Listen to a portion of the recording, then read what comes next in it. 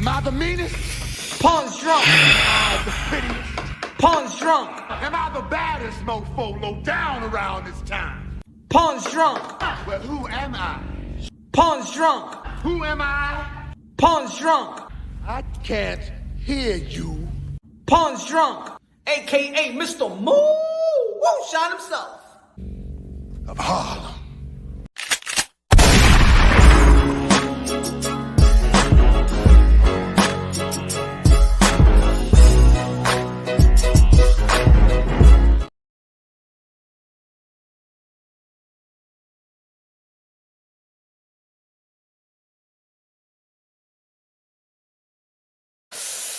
Woo! Y'all already know this is Punch Wrong Boxer, aka Mr. Moo Shot himself, aka El Adobo, El Sazón, El Borracho, El Café Bustelo, El Pastor de Boxeo. First and foremost, God bless each and every one of y'all, man. I know. It's our times. It's our times. I usually don't go live this early.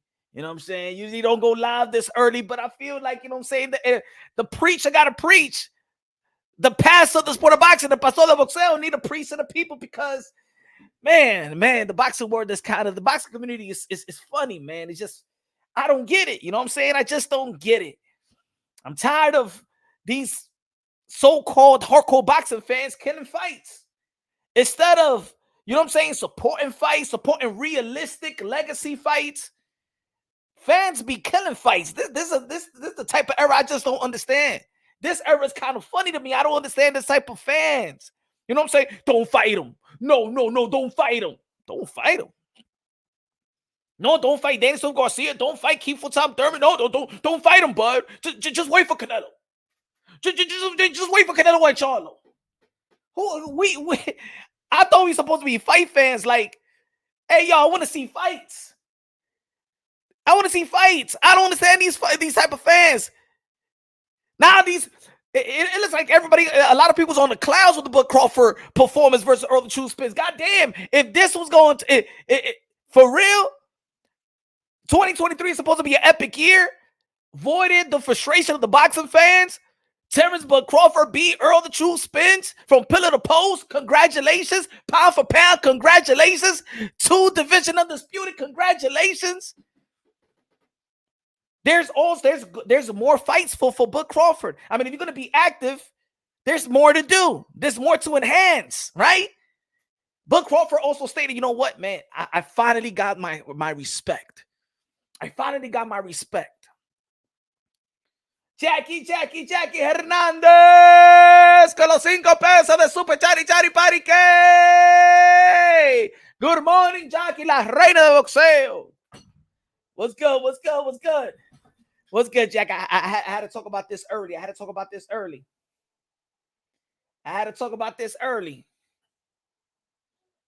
Because I don't understand the boxing fans, Jackie, no more. For real. I was just thinking about that throughout the night, and I'm like, what is this sport? What is this community? What's going on with these?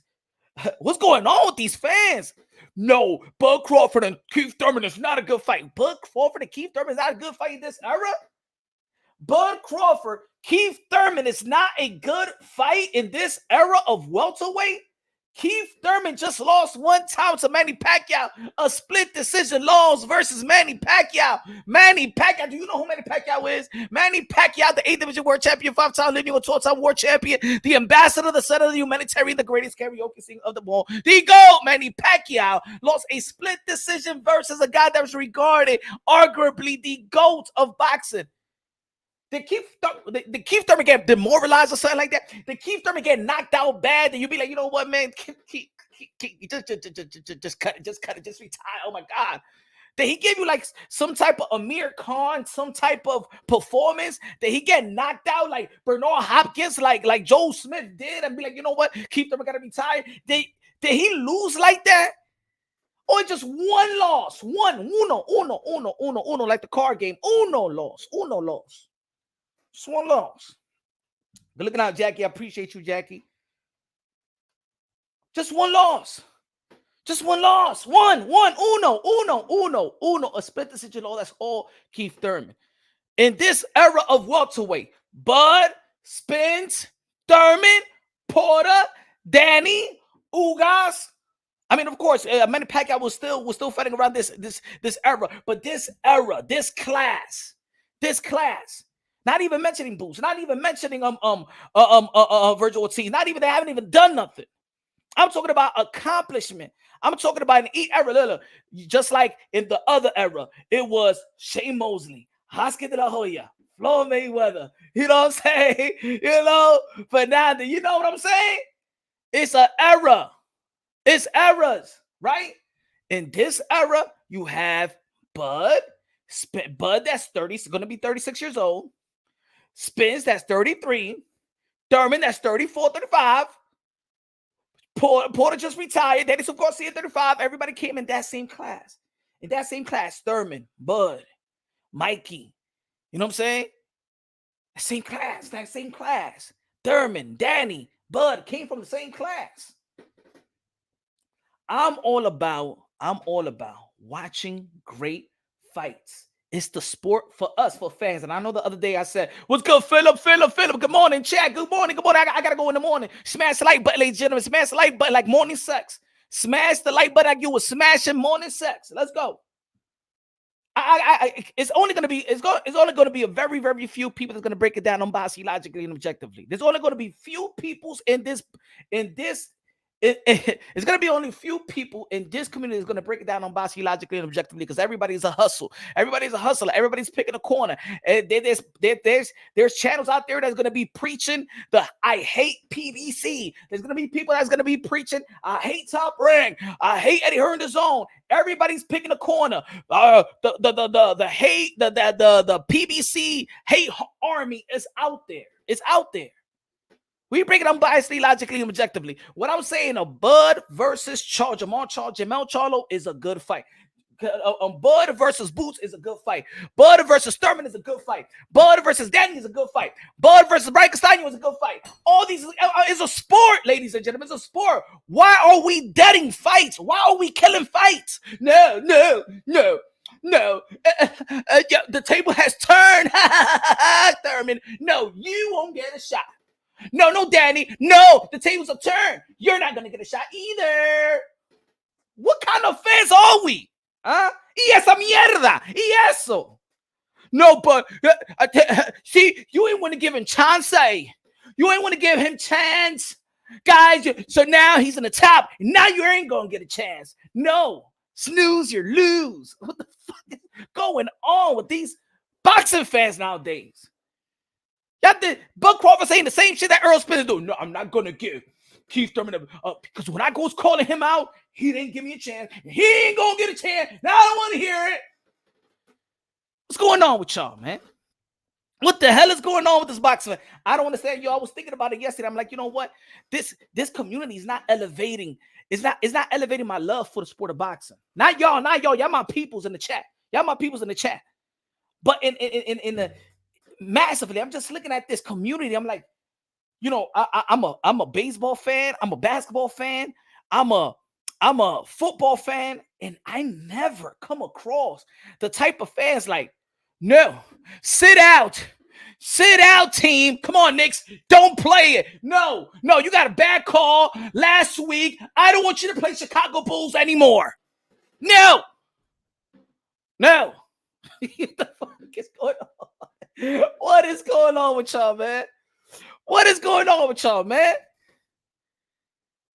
going on? And then I hear all this the same as robotic narratives. Oh, Bud Crawford was frozen out by the PBC. Bud Crawford was not frozen out by the PBC. Bud Crawford was not ducked by PBC fighters. No. Bud Crawford was never frozen out by the PBC. Matter of fact, Bud Crawford froze himself out. Stop with the lies, everybody out there. Stop with the lies. I understand there is a market. Ladies and gentlemen, listen to me and the people in the chat. Listen to me, the people in the chat. Smash the like button. You gotta understand. I understand people go to other different type of channels. Cool. Go to other channels. See, identify what they're all about. If they're entertaining, they're entertaining. But I'm gonna tell you like this: it's a hustle. Okay, there's particular channel that's probably gonna feed into your agenda. That's gonna massage your feeling and your ego and stuff like that. There's channels out there that's just going to talk shit about PBC fighters. That's their niche. That's their hustle. There's a market for that. Just like there's a market for Canelo Alvarez fans and Canelo Alvarez hate. Just like there's a market for pro-black fighters and stuff like that. That's going to be preaching Earl Spence, going to be preaching. There's channels out there that's going to shit on Shakur, that's going to love Devin Haney. This is the hustle out here, ladies and gentlemen. A lot of people don't have the heart, don't have the creativity, don't have the delivery, don't have the confidence to speak and report and analyze boxing unbiasedly, logically, and objectively. I'm here for y'all, bro. Mike in the building. What's good, man? What's good? Mike in the building. What's good? We live in an era of emotions and cancel culture. Yeah, matter of fact, Mike, good. We're canceling fights. We're having a cancel culture right now. Keith Thurman, you're canceled. Look at these fans. These fans are acting like the Me Too feminist bitches out here, bro. You're canceled. You didn't give a shot. You didn't give Crawford a shot when he asked for it. He called you out. You ain't give it. Now ain't the time. You're in the battle. Get no shot. Me Too movement. These motherfuckers is canceling. Yo, these guys are canceling fighters. These fans are canceling fighters like the left. These fans are canceling fights. We're fight fans and we're canceling. We're killing fights. No, that's not good. You know what we're doing? We're shrinking good fights. And this is the reason why the boxing community is always frustrated. Even look. I'm gonna give you an example. I'm gonna give you an example. You remember when people was like, yo, Keith Thurman is ducking Earl Spence. Keith Thurman Earl Spence been calling out Keith Thurman for the longest, man.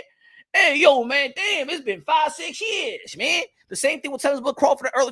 Man, it's been like 5-6 years, yo. I'm tired, man. I'm tired. You know why you're frustrated? Because you're dumb. You was asking for these fights prematurely. And you wonder why it takes so long. Bud Crawford was calling out Keith Thurman when he was in 140-pound division and still fighting guys like Felix Diaz and then Ndango. And then also, oh my God. No, yo, Keith Thurman is ducking Bud. Keith Thurman is ducking Spence. Keith Thurman is ducking Spence. I can't spend. right after Floyd Mayweather's calling, Keith Thurman was calling Floyd Mayweather out. Floyd Mayweather said, yo, if you want to fight me, fight Earl the True Spence. And then, yo, he was calling. Then the fighters mind F y'all. The receipts is all there. Christian in the building. Christian Padillo in the building. Smash the like button. If you want the real, I'm the real. If you're going out there to get massage and cater to a narrative and cater to an argument, go. These other people don't give a damn about y'all. They don't give a damn about y'all. In this era, ladies and gentlemen, let's break it down. Let's break it down very, very simple. Yeah, estoy trabajando, Mr. Sanchez, porque I just can't take it anymore. I can't take it. I really want to know what this community is all about. I walked into this community, hardcore boxing community. I said, wow. You know what I'm saying? Because there's not a lot of hardcore boxing fans in the hood, in the block, in the barbershop and stuff like that. So boom, when I found this community, the YTBC, I said, wow, there's a hardcore boxing community. You know what I'm saying? Damn, this is where I could bounce my education and my knowledge of the game, and I can learn from others and stuff like that. Then it's now after like 5 years, this has just become a cesspool. A cesspool. Nobody want to talk about boxing. People are fighting narratives. That's what they're doing. They're fighting narratives. They're fighting the fans. They're fighting the narratives. They're fighting the fans. Yo, I'm going to tell you like this. The Yankee fans hate Boston Red Sox fans. Vice versa. Can you imagine if the Yankee fans or the Red Sox fans says, no, I don't want to play the Yankees. I don't want my Red Sox to play the Yankees. I hate the Yankees. No, you shouldn't get an opportunity to win a championship. You shouldn't get an opportunity. You shouldn't get an opportunity.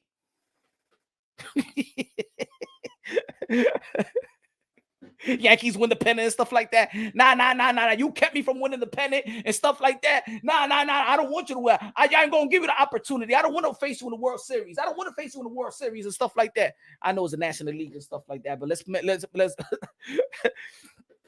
let's switch it up with the Mets and the Yankees. How about that? What's going on with y'all? I never met a community of an era of boxing that y'all are killing fights. In this era, ladies and gentlemen, there's eras, man.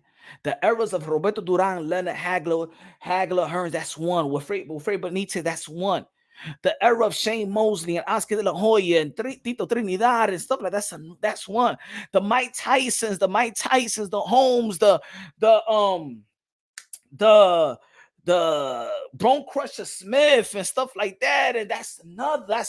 That's one. Now is the era of Wilder and AJ and Fury and Usyk. It's another one. So in this era, the elites, you give me the top 5 in the heavyweight division. I want to see Fury versus Wilder, Fury versus AJ, Fury versus Andy, Fury versus Usyk, AJ versus Wilder, Wilder versus Ruiz, Ortiz versus AJ. I want to see that. It's an era. It doesn't matter. Wilder versus AJ is still a legacy fight. Am I right or wrong? Help me out, folks. Is Deontay Wilder versus Anthony Joshua of this era of heavyweight? Is it a legacy fight? Is it a legacy fight, or is it just a fight? Oh no. That fight should not happen in this heavyweight. So what other fight should happen in the heavyweight division?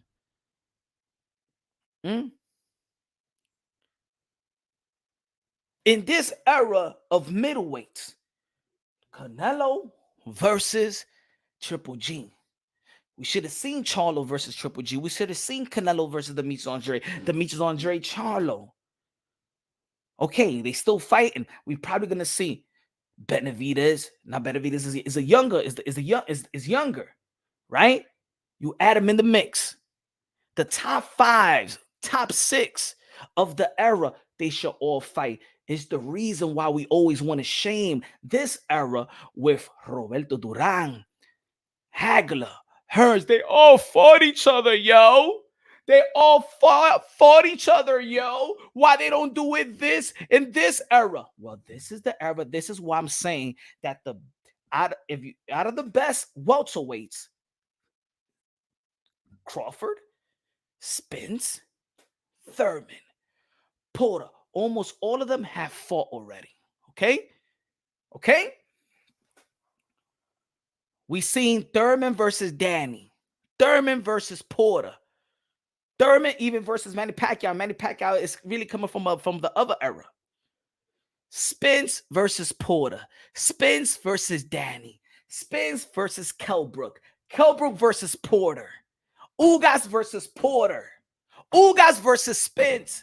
This era of welterweights, they all been fighting each other, even though there's been complaints, and I don't even understand the complaint. Again, there is a community of PBC haters. There is a market to capitalize off hating on the PBC. There is a market in the YTBC to hate on the opposite of PBC. If you a top ranked guy and a Bob Arum guy, then you shame the PBC fighters, and you like the Bud Crawfords. So because Bud Crawford, let's talk about the welterweight division, right? This is the welterweight division. These guys at PBC was fighting one another. Is it their fault that Bud Crawford was looking out for his guarantee and his money? That's not them ducking Bud. Everybody's in line to compete for what they feel is their goal. On this side, we have Spence, we have Thurman, we have Danny, we have Porter, we have Manny.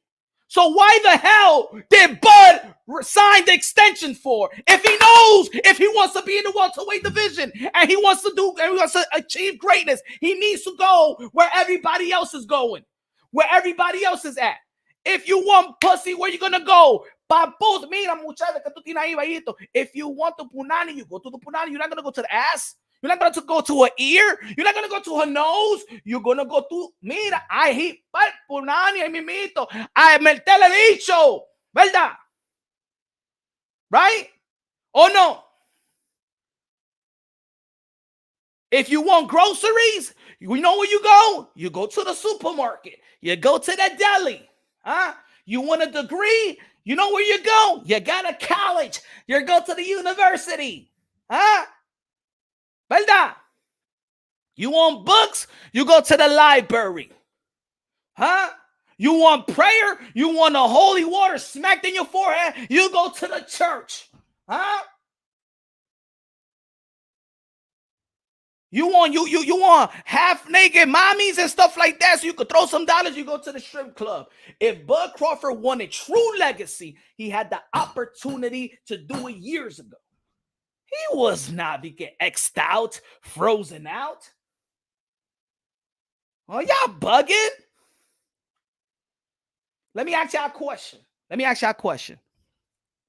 They say, what's good, HLD? What's good? Boricua? What's good, my brother? He said, I think Crawford versus Spence is a great fight, but Thurman not being in his prime does not make it the best legacy fight. Trinidad versus Oscar de la Hoya, now that's a legacy fight. Okay, we're going to break it down. We are going to break it down. Was Spence versus Bud a legacy fight? Yes, for the titles. Was they in their prime? No. Was Mayweather and Manny Pacquiao a legacy fight? Was they in their prime? No. It was still a legacy fight. Yeah, they was fighting for some titles. I think if AJ fights Deontay Wilder is a legacy fight. And Wilder is 39 years old. What's good, D? What's good, D? Con los 2 pesos de super chat. Punch. Show receipts on one-time sending Bob contract. Easy, my brother. You already know. We're going to get there right quick. As a matter of fact, let me speed this up so people can understand why I'm doing this live. Because I am saying Bud versus Thurman is a legacy fight. Even Bud, in my opinion, Bud versus Danny is still a legacy fight. And what I mean about legacy fights is those fights that when you look at the resume counts. That gives you a lucrative and a beautiful resume. If Thurman, let's say Bud fights Thurman and beats Thurman, and he gives him the second L, or maybe demoralize Thurman. Do something that nobody never done. Remember, he only lost a split decision. What about Danny Silva Garcia? Yeah, he lost, but he lost to Spence, he lost to Thurman, and he lost to Porter.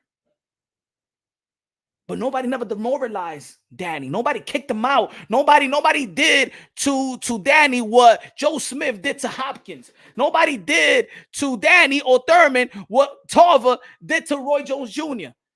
Nobody kicked these guys out like Mike Tyson in his last fight where you'd be like, he is done. But let me ask y'all a question, though. Since that's not a legacy fight, and people say, well, Thurman hasn't been in the ring in 2 years. Thurman hasn't been the same. Thurman is irrelevant. Let me ask y'all a question. Was Marvin Hagler versus Sugar Ray Leonard a legacy fight? Yes or no? I want to see because I know how we hold the greats in our hearts, and they never could do, but we forget that they have their era and their time. I want you to now picture Hagler. Remember, not picture that Hagler and Hearn, this is their time right now. Let's go back in the days and be a fan. Be a fan how you are today, and just envision. Forget about Thurman. Forget about Spence. Forget about Bud. We fans right now. We in the Leonard Hagler era. Let me ask y'all a question. Let me ask y'all a question. Was Hagler versus Hearn a legacy fight? We in the era right now. Is that a legacy fight? Because right now y'all saying that Bud and Thurman is not a legacy fight. Was Hagler versus Was Hagler versus, I'm sorry, not Hagler versus Hearns. I'm sorry. Hagler versus Leonard. Was Hagler versus Leonard a legacy fight? D-Tech says yes, easy. I'm saying it was a legacy fight. And I'm saying that Thurman and Bud is a legacy fight, but people are saying it's not a legacy fight. So I want to use the same analogy I used with Thurman. I'm going to use it with Sugar Ray Leonard. If Sugar Ray Leonard versus Hagler was a legacy fight, then Thurman versus Bud is a legacy fight. If Thurman and Bud was not a legacy fight, then Hagler versus Leonard was not a legacy fight.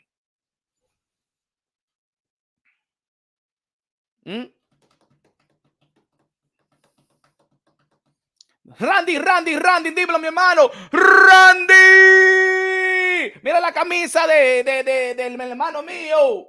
Espera, dame la música de Randy, la música de Randy.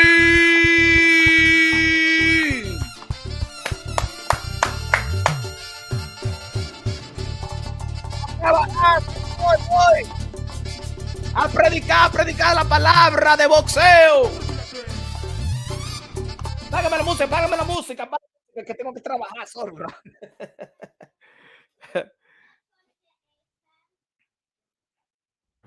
Dice Camelo Alex Sensation, págame la música. Estamos trabajando. 80% of these boxing casual are too young to remember any legacy fight. But you know what? That's all we're going to preach. We're going to preach today. For those, because I'm going to tell you right now, there's going to be people that's going to go live today. There's people going to drop their videos today, and they're going to create, again, with the little hustle, hate on the PBC. Even though, and you know what's funny? That these people hate on the PBC so much, but then you ask them, what you want Bud to do? What you want Bud to fight? Canelo and Charlo, but that's PBC. If PBC is so bad, why y'all want Bud Crawford to even do business with PBC? As a matter of fact, Bud Crawford and the fans, if PBC is so bad and they did you so wrong and you're holding grudges because with Thurman and Danny Silva Garcia, why are you still calling for PBC? Why you want PBC money? Why do you want PBC opportunities?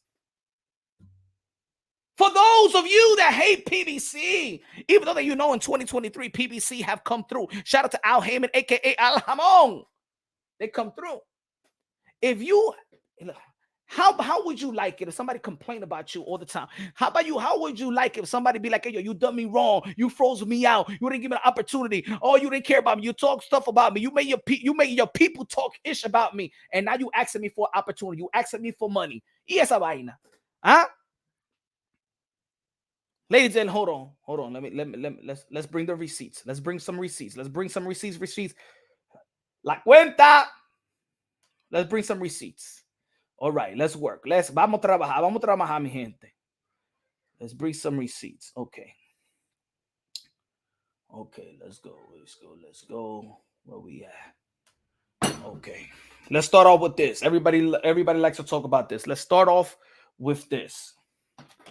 Terence Crawford signs extension with Top Rank to defend title versus Jose Benavidez. Was Terence Bud Crawford a undisputed champion in 140-pound division?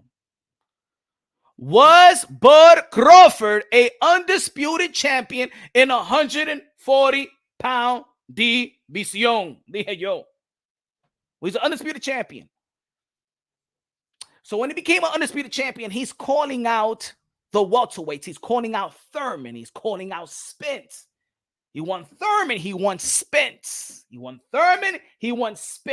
As an undisputed champion in the 140-pound division in the lower division. What do you usually do when you're about to move up? What do? You're already in position to be a mandatory. You petition. And you could have put, as a matter of fact, you could have not signed an extension, go to PBC. And if you would have gone to PBC, trust me, you would have got that fight. Because Porter got that fight, Thurman got that fight, Spence got a fight, Danny got a fight, Uga got a fight, Pat got a fight. If you want PBC, and I'm gonna give you like this, when as soon as Bud Crawford was a free agent, that's it. He's doing business with some negotiations with Al Heyman. Let me prove to you guys that Bud Crawford was about his money first rather than legacy. But the leg of calling de que the welterweight, de que he wanted de que the welterweight. Eso es mentira, mi gente. Eso es mentira. Espera. Vamos a quitar esto. We already know about the extension, right? Let's bring some. Let's add this receipt. Okay. Right? Hold on. I know it's kind of tiny, but work with me and stuff like that. Work with me. I had no time to edit these things. This is Thurman. This is Daniel Garcia. This is Earl Spence. This is Crawford. When? Let's go back. Let's preach. Let's preach today. Let's preach. All right. The extension was signed when? Hold on. September 6th, 2018. Terence Bud Crawford signed an extension with Top Rank to defend title versus Jose Benavidez. Okay. Now let's go. When Bud Crawford had the chance to fight Earl Spence early in his career. He fought Jose Benavidez. He fought Jose Benavidez Jr.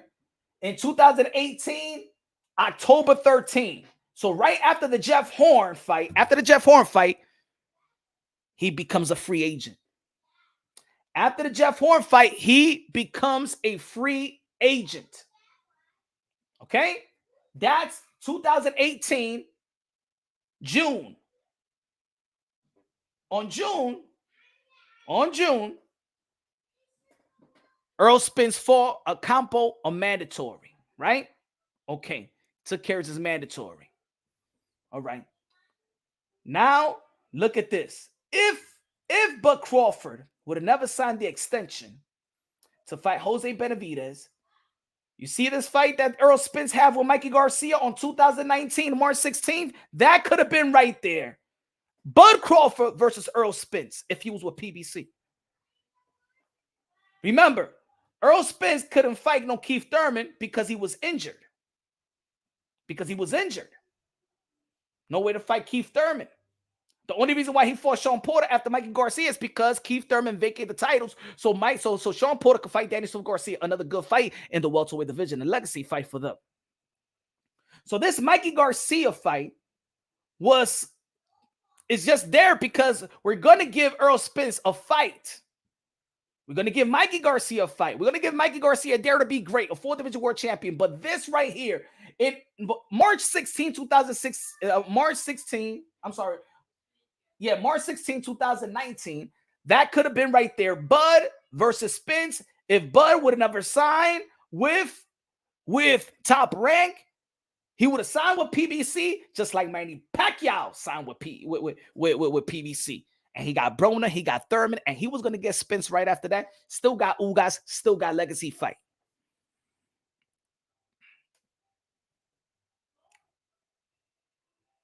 Now they trying to age Earl Spence. Now, Earl tried to age Crawford out. No, he ain't trying to age him. Listen, humble your minds right now. Listen up. Listen, these are the facts right here. I'm giving you the facts. PBC, they already got legacy fights. All Bud Crawford had to do was take that WBO, that little power that he had in the welterweight division, sign with Al Heyman, PBC, just like Manny Pacquiao did. So on this side, everybody was about legacy. Manny Pacquiao, you know what Manny Pacquiao signed with PBC? You know what he said? Manny Pacquiao signed with PBC because he said, I'm signing over there because this is where all the good welterweight and the big fights at welterweight is at. Manny Pacquiao signed with PBC because he said those are the big fights in welterweight. Why didn't Terence Bud Crawford sign with PBC? Anybody? Why did Terence Bud Crawford sign the extension? Remember, I say business decisions speak louder than words. Business decisions speak louder than words. Why the hell didn't Terence Bud Crawford sign with PBC? And remember, PBC has some good money. You know why? Because that's when they got the contract with Fox that same year. You remember, everybody? That later on that year, they had that little conference, the Fox conference, that new money. Everybody getting paid. Mikey getting paid. Spence getting paid. Thurman getting paid. Danny getting paid. Everybody getting paid at PBC when they got that TV deal with Fox. That would have been Bud Crawford himself. That would have been Bud Crawford.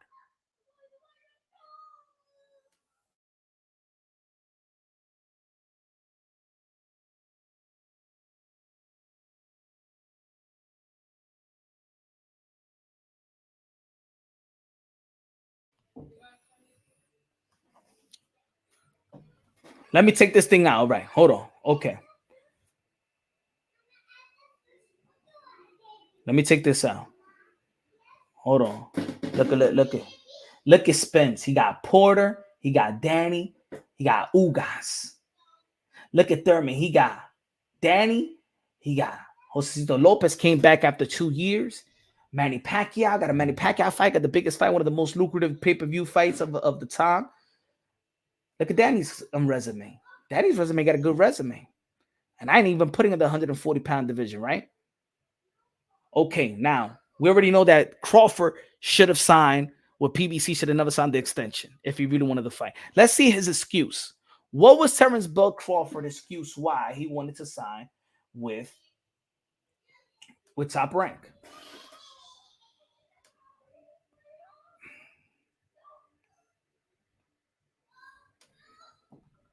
Hold on.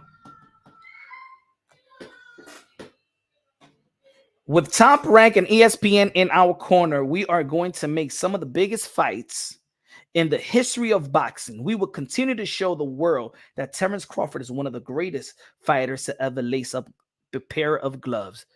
Did they give you the biggest fights in the history of boxing? No, they did not. No, they did not. Let's see what Bud Crawford had to say when he signed. There's the reason why he signed. I am the best fighter in the world, hands down. ESPN is the biggest brand in sports, and Top Rank is the biggest promotional company in boxing, said Crawford. This was a no-brainer for me and my team. Oh, this was a no-brainer for you and your team. It was a no-brainer. It was a no-brainer. I'm going to stay here. All of the super fights that the world wants to see what happened. No, it did not happen. No, it did not happen. You lied to the public. You lied. No, it did not happen. Mark my words. Mark what words?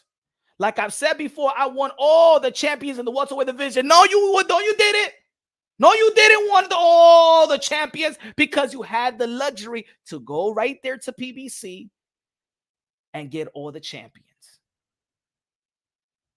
Am I right or wrong? Or we're lying here? Did Bud Crawford had the chance to go right to PBC and get Thurman, get Spence, get Porter? He got these guys, but he could have got them earlier, right? Could have got him earlier. Thurman makes sense for Terence Bud Crawford. Terence Bud Crawford, whack for that. Steady gains. Good look at that with a super chat. That's what I'm talking about. Bud Crawford, stop acting like a bitter, holding grudges, little grudgy, like a baby mama and family court and stuff like that. Stop it, Bud. You did what was best for you, Bud. And I'm tired of these Bud Crawford fans acting like Bud Crawford was all about legacy. That's a flat out lie. He was not all about legacy. Yes, he fought for legacy, but he was not all about legacy. All right? He was about his money first and foremost. He was about the guarantee, the $4 million, the $3 million guarantee that he would get each fight, no matter who he fights. He could fight the guy in the holla truck. All right? Bud Crawford was about his money. But y'all like to blame that PBC was about their money. Oh, you see what Danny Swift Garcia did, tweeted, and stuff like that, got money. Yeah. Bud was the same way. Bud was the same way. Ladies and gentlemen, let's not forget, this has always been Bud. This has always been Bud. And shout out to Bud. I like Bud. I just don't like people lying to the public. I don't like people, and then I don't like the people, the narrative pushers that's going to be lying to their subscribers and followers for what? Bud was always about his money. Always about his money first. And I'm not saying that he shouldn't be. This is a life or death type of sport. You want to take care of your family. You want to be compensated good. Go after the money. Go after the bag and things of that nature. But don't act like, oh my God, oh they ducking me, man. They ducking me. Eso es mentira, mi hermano. Did Keith Thurman send this man a contract? Did Keith Thurman send Bud Crawford a contract? Because I don't know what the hell Bud Crawford is talking about in his tweet. Hold on. Wait, let's put the tweet out. Let's put the tweet. More receipts. Smash the like, ladies and gentlemen. Demon or Eliza. Good looking how steady gains. Hold on.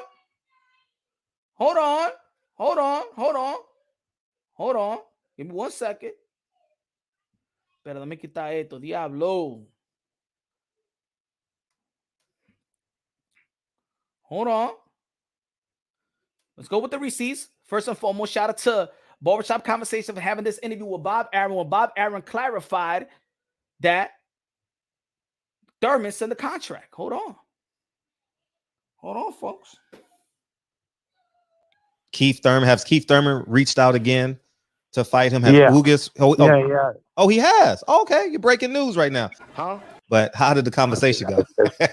No, he had been in touch with me before. Uh-huh. And now he was calling me again. And he said Keith would be interested in fighting Crawford.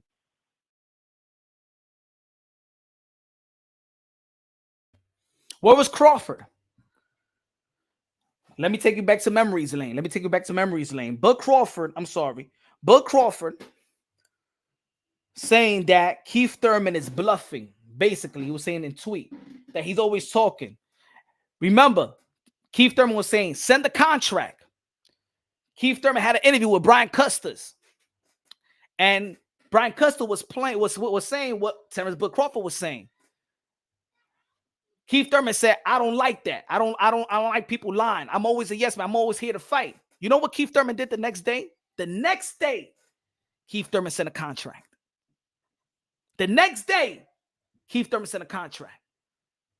He called out Terence Bud Crawford's bluff. He sent him a contract. Not one.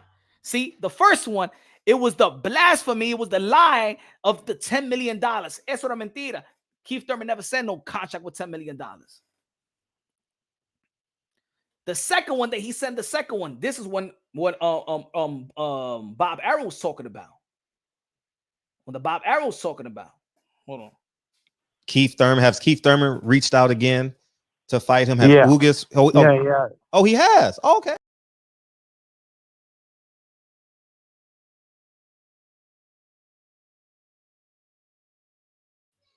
Has Keith Thurman reached out again? So this man, Keith Thurman, was chasing Bud Crawford. And what was Bud Crawford? Dime, mi gente. Where was Bud Crawford? Wanting to fight Kell Brook. Where was Bud Crawford? When Keith Thurman pulled out the truth, see, because I always say that decisions speak louder than words. A lot of people be like, they be calling each other out. I want to fight him. I want to fight this. I want to fight that. I want to fight this. Keith, when Tom Thurman actually sent the contract. Keith Thurman sent Bud Crawford a contract. Listen to the question and listen to the answer. Listen, what's good, Charles Edward Cheese? Caso, we're pulling our receipts today. I'm tired of the mess. I'm tired of the lies. I'm tired of this community always lying and never bringing up facts. But it needs to take Punch Drunk Boxing to always bring out the facts. Now, you tell me. Look at the question that Barbershop Fred asked Bob Arum. He said, again, this man is chasing Bud Crawford with paperwork. Hold on.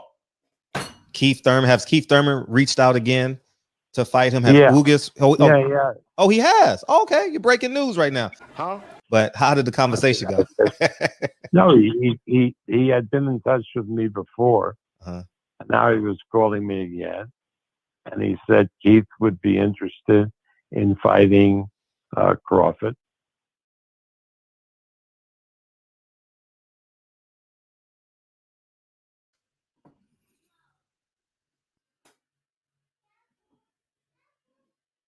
So this tweet right here, hold on.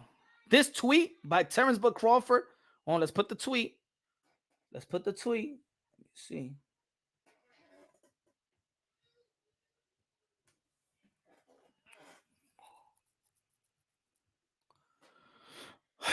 My, the tables have turned. Danny Garcia, you and Keith Thurman would never, I mean never, get a shot at the top dog. And that's me. You whole asses didn't want the no smoke when I wanted to fight. Remember? Now y'all want to fight so bad. Go keep fighting each other. No. Keith Thurman wanted to fight you, bud. Keith Thurman wanted to fight you so bad that he needed to send proposal and term sheet multiple times. And you was a no-show in the negotiation table. You was a no-show. You was a no-show. You ducked Thurman. You ducked Thurman. You ducked Thurman. All this time, though, you know what it is? It's because Thurman fans are real fans. They're not because it's clout fans that like to say that's like to create narratives and stuff like that. See, us Thurman fans, we know how to keep it real. If you know me, I support Thurman. I support Bud. But I keep it real. I keep it real. I say Thurman. I said, damn, Thurman, get back in the ring, man. Damn, Thurman, damn. You look the kind of suspect when Earl the True Spitz be in your face and stuff like that. You turn too nice. See, I keep it real. I could critique Keith Thurman. I could praise Keith Thurman and stuff like that. But this right here about Terence Crawford saying that he wanted Keith on Tom Thurman, you was a liar. You did not want Thurman. You wanted Kell Brook.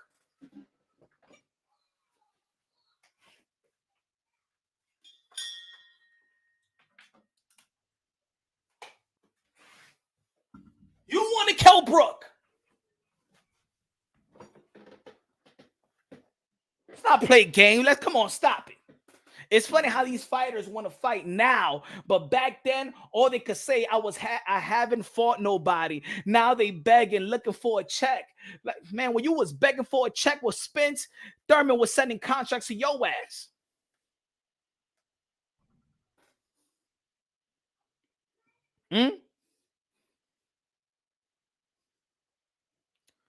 What happened?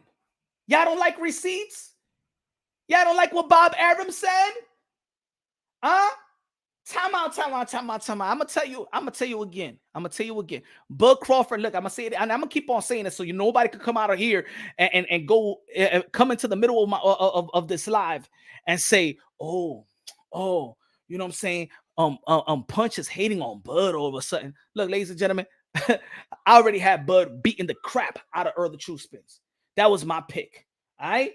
I ain't no Spence fan. No. I respect Earl Spence, but he's not like this fighter that I looked at and I thought that he was going to be number one pound for pound, nothing like that. I always felt like Terence Bud Crawford and Q from Tom Thurman was going to be it. I'm asking for this fight because I feel like it's a legacy fight. I'm asking for this fight because I feel like it's a legacy fight, but there's people there in this community is trying to kill this fight for no reason because they hate Thurman, because they hate the PBC, because they hate Al Heyman, because they hate, you know what? I'm frustrated with Keith from Tom Thurman' inactivity. Of course I am. See, I keep it real. I could critique fighters I support, and I could praise them as well. Bud Crawford is exceptional talent, an all-time great. Bud Crawford is pound for pound number 1, 2 division undisputed champion, 3 division world champion, undefeated. He's an animal. He's great. But you know what? He's not done yet. And if he's not done and he's active, we're going to be asking for some fights, just like Canelo Alvarez, who's 4 division world champion. Super middleweight undisputed, King Nello, a.k.a. Cartelo, a.k.a. Cashnello, a.k.a. Payday, a.k.a. get the fuck out of here, man. We're still going to be asking Canelo Alvarez, since he's active and he got belts, he got responsibilities. We're asking Canelo Alvarez to fight David Benavidez. What David Benavidez have for Canelo Alvarez? What type of hardware? Nothing. What type of hardware does Keith Thurman has? Nothing. Yeah, but if you're going to be acting, if you're going to keep those belts, you're going to be in the welterweight division. I'm going to tell you like this. The legacy fight in the welterweight division right now, if he stays, is Keith Tom Thurman. Am I a hater of Bud if I'm saying that? You're going to call me a hater? Because I'm saying that Keith Tom Thurman and Bud Crawford is the legacy fight in the welterweight division right now? If he's going to stay with the belt, you got responsibility, just like Canelo Alvarez got responsibilities. Just like everybody else, they got a belt, got responsibilities. Just like I'm frustrated with Tyson Fury not fighting Alexander Usyk and fighting this UFC fighter that I don't even know his name because I don't even follow the UFC. I'm a boxing head. Huh?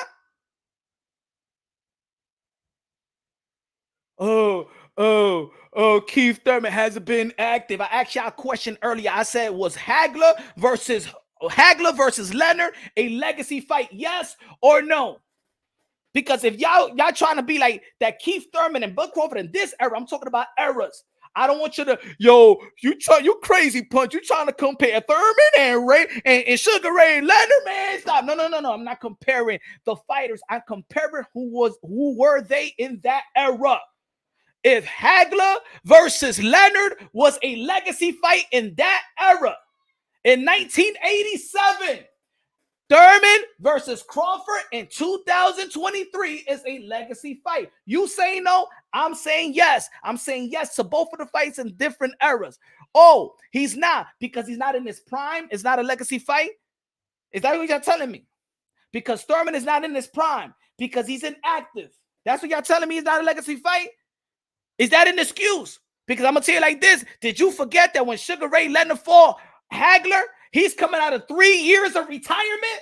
Was that a legacy fight? Did y'all forget that leading up to the fight throughout the years, that Hagler retired twice? Not only retired twice, he had two retainer surgeries. Did you forget that the last fight before the Hagler fight, he said that he lost it, that he's not the same, that he don't got it anymore, that he's not special? Remember, now think about that you're a fan, because I know the fan base. I know this community. When a guy get touched, oh, he done. When a guy get dropped, oh, he don't got it no more. Did Hagler get dropped 3 years before fighting? I'm sorry. Did Leonard get dropped before fighting Hagler 3 years before that? When Leonard retired, said he didn't have it anymore? Huh? Should now think about it. This was this era. If this was this era, hold on. Some receipts. Hold on. Espera, mi hermano. Smashy the light bunk. And nobody doesn't like punch from boxing over here. Nobody in this community. Everybody needs to stay shut. I'm the master of the receipts. I am the master. Yes, I'm the master. Yeah, I pop my own collar. Too many liars out here in this community. Too many people that don't really give a damn about the sport of boxing. What they like is the motherfucking hustle. That's what it is. All these bunch of channels is a bunch of hustlers. They don't care about the sport of boxing. They're not historians. I spend I spend like 15 hours a day watching boxing, studying boxing, taking notes all day. That's my life. Since 11 years old, my life is boxing. All these channels don't know shit about boxing, bro. Let me bring some receipts out. You let me know. Because you're telling me that Thurman and Bud is not a legacy fight, but Hagler and Leonard was a legacy fight. This was the fight 3 years before Hagler fought Hearns. In fact, it was a perfect punch, counter right hand. But I was very attentive, very apprehensive. It was punching. I was really scared in the ring, Chris. What'd you say? You were scared?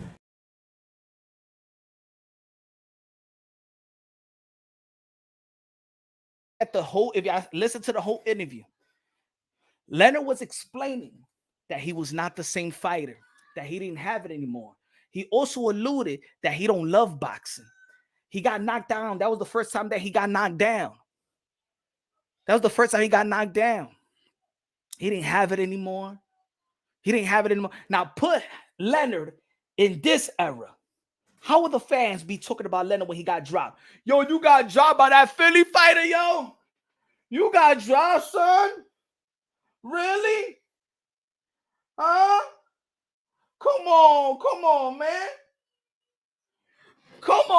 You got dropped by Howard? Leonard? Come on, man. Just like they do to Thurman over here. Man, you fought Barrios, you ain't shit, bro.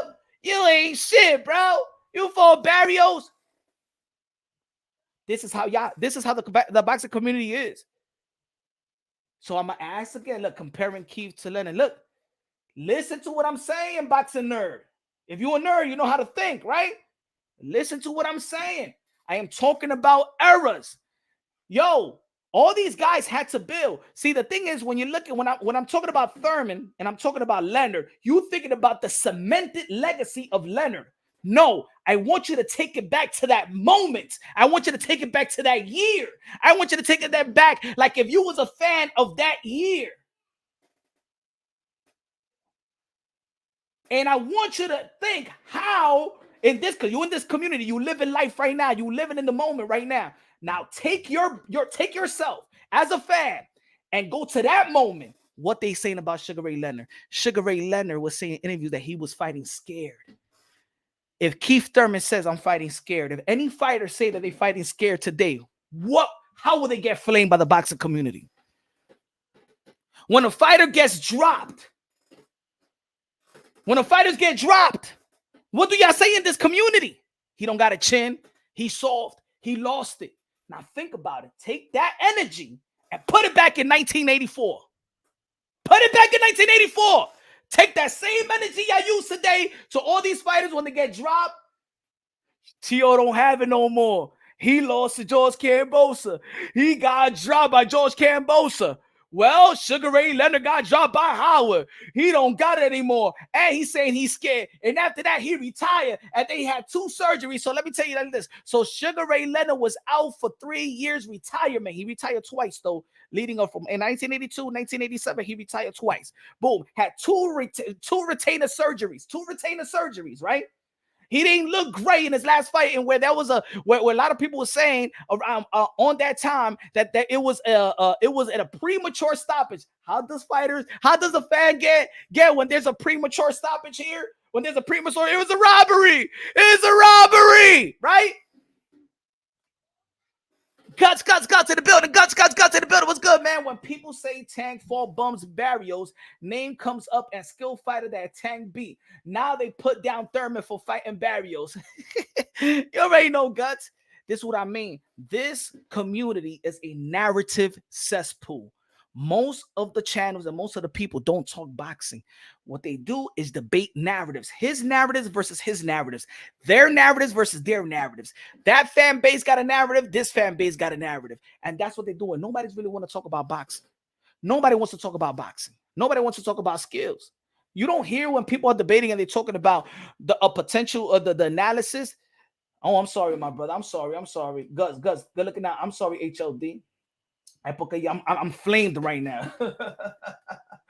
My fault. I saw these nightly Bud Buddies fanboys act like he's a infallible. He's never done no wrong.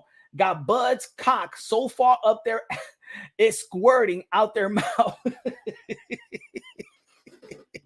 You remember? Hey, you know that HLD? What that remind me of? You remember Bad Boys? What was it? Bad Boy 3? Where he said, if you spit in my ass, it'll come out of my mouth, something like that.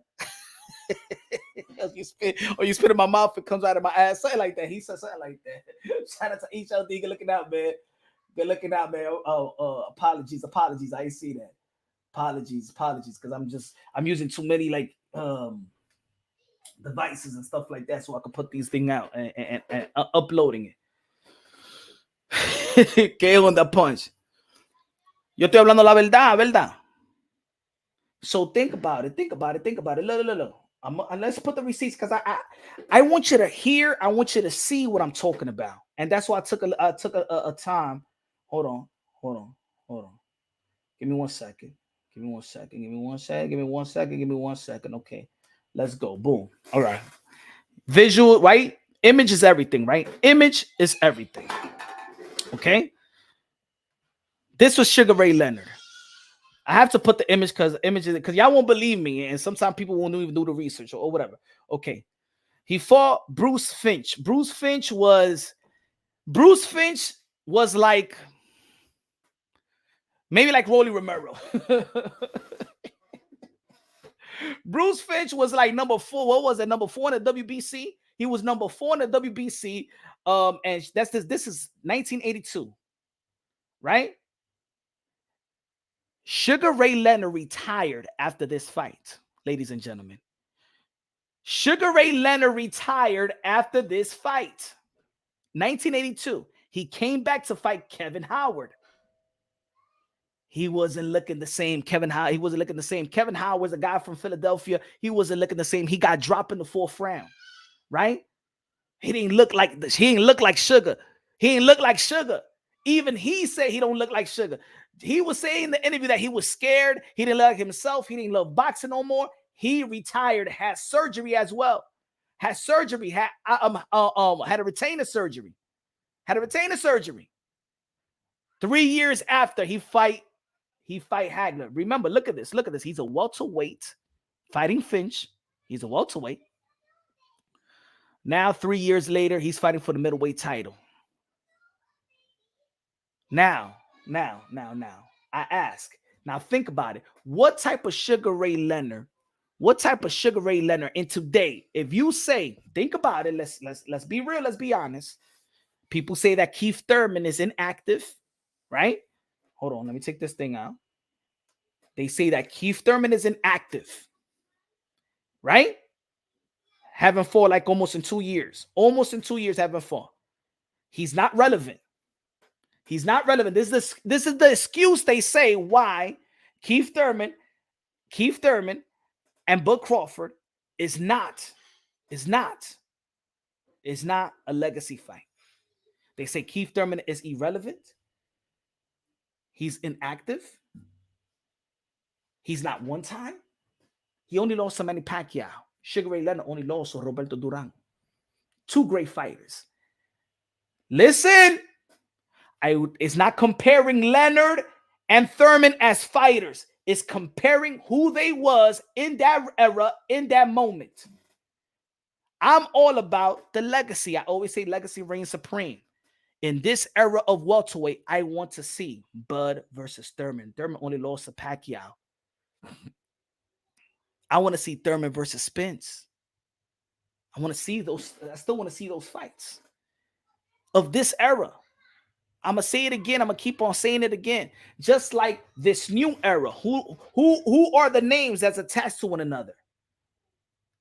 T.O. versus Haney, Haney versus Shakur, Shakur versus Tank, Shakur versus T.O., Shakur. You know what I'm saying?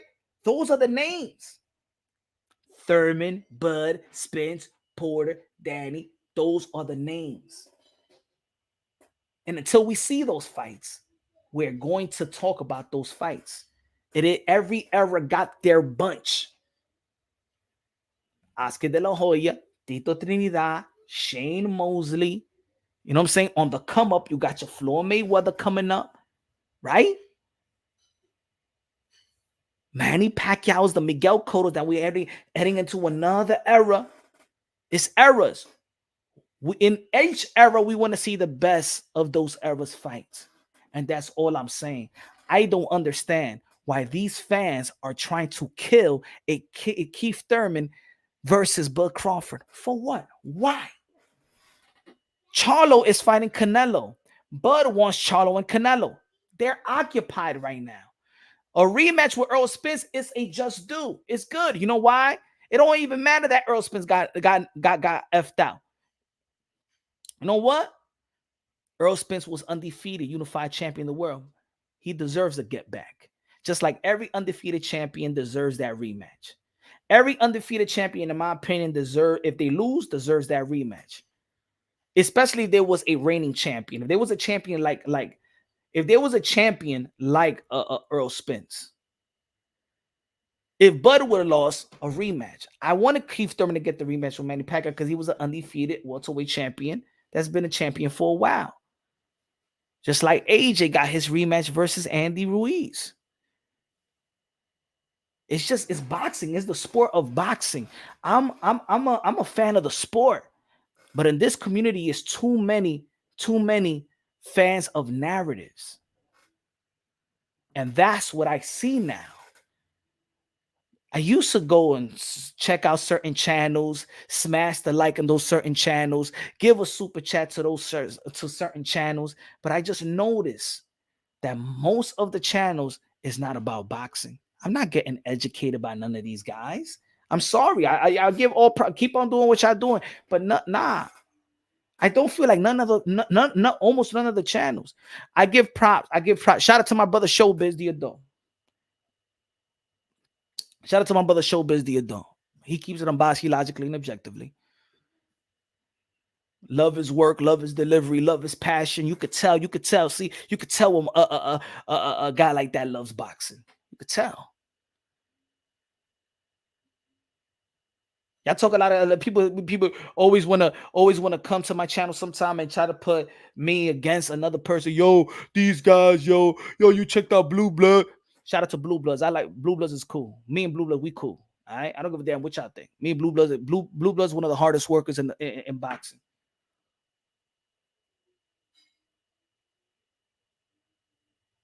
Shout out to the boxing voice. Shout out to the boxing voice. You know what I'm saying? Just certain channel. I check out certain stores depending on the content, depending on where I'm at. But there's a lot of channels that just doesn't educate nobody. There's other channels is about narrative pushing, is about narrative holding, is about hustling the people. The beauty about boxing, let me tell you like this. The beauty about boxing is that boxing is the most is the best documented sports of all. We could watch so many fights. That's why that boxing is like the Bible to me. Like you could read the Bible. It don't matter. Look, I always keep the Bible. I always keep the Bible right here with me all the time. I could read the Bible. It don't matter how old am I. You know what I'm saying? Or you could just keep reading the Bible. Like it almost like it has a start and it has an ending, but you can never finish reading the Bible. If you understand, if you're a Bible reader, scripture reader, I read the Quran. I used to read the Quran. I used to carry the Bible and the Quran and stuff like that because I was like, on my journey of what I want to, you know what I'm saying? I like Islam, you know what I'm saying? I like the religion. I really don't deal with the religion with Christianity, but Jesus Christ is my Lord and Savior. You know what I'm saying? So yeah, there was some conflict, but I'm going through my journey, right? But boxing is the same way. Boxing is heavily documented that you could watch a lot of fights. That's why one of my favorite fighters was Henry Hank. Henry Hank was one of my favorite fighters. Who's Henry Hank? For me, Henry Hank is the godfather of the Roy Jones Jr. style. Is the godfather of the Midwest style, in my opinion. The Midwest. He got like 30 losses. But his skills for me was at that time, back in the days, it's beautiful to watch. Go check him out, Henry Hank. I know people from Detroit know who he is.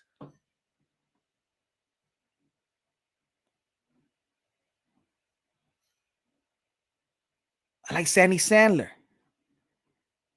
Around that time, Woody Pep was the guy. Sandy Sandler.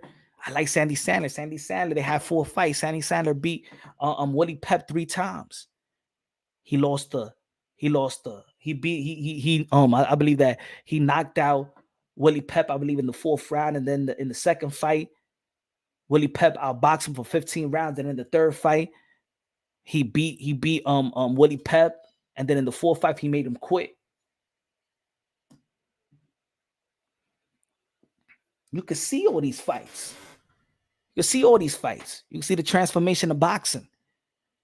I'm all about the sport. So each and every era, there's these fighters that need to fight one another. And if they don't fight, it's like, come on. Santino in the building was good, man. Good looking. I appreciate that, my brother. In this era of heavyweight, it will be a bummer if Wilder don't fight AJ. Of this era, that'll be a bummer. Because even when Mike Tyson was in his heyday, if you look at Mike Tyson, if you look at the 1987, 1988 pound for pound heavyweights, you will see that Mike Tyson really fought almost everybody. The only one at that time when he was in 1987, 1988, the only guy that he didn't fight was actually Evander Holyfield. But if you look at the pound for pound ranking in 1987 and 1988, when actually Mike Tyson was pound for pound number 1, they had him pound for pound number 1. But if you look at the heavyweight, Mike Tyson fought basically the top 10 heavyweights back then. It wasn't that he was just a undisputed heavyweight champion. If you look at his resume, if you look at that time, He beat them all. Around that time, Lennox Lewis wasn't even ranked high. So King, we can't even say Lennox Lewis. I'm talking about when Mike Tyson was the baddest man of the planet, when he became the youngest heavyweight champion of the world and became undisputed. Look at the resume. Look who he beat. He beat the top guys. He beat the top heavyweights. That's why he was heavily respected. That's why they look at Mike Tyson like he's the man, because he just wasn't a luck. He was beating the top guys that was ranked high. The Witherspoons, the Smiths, the Green.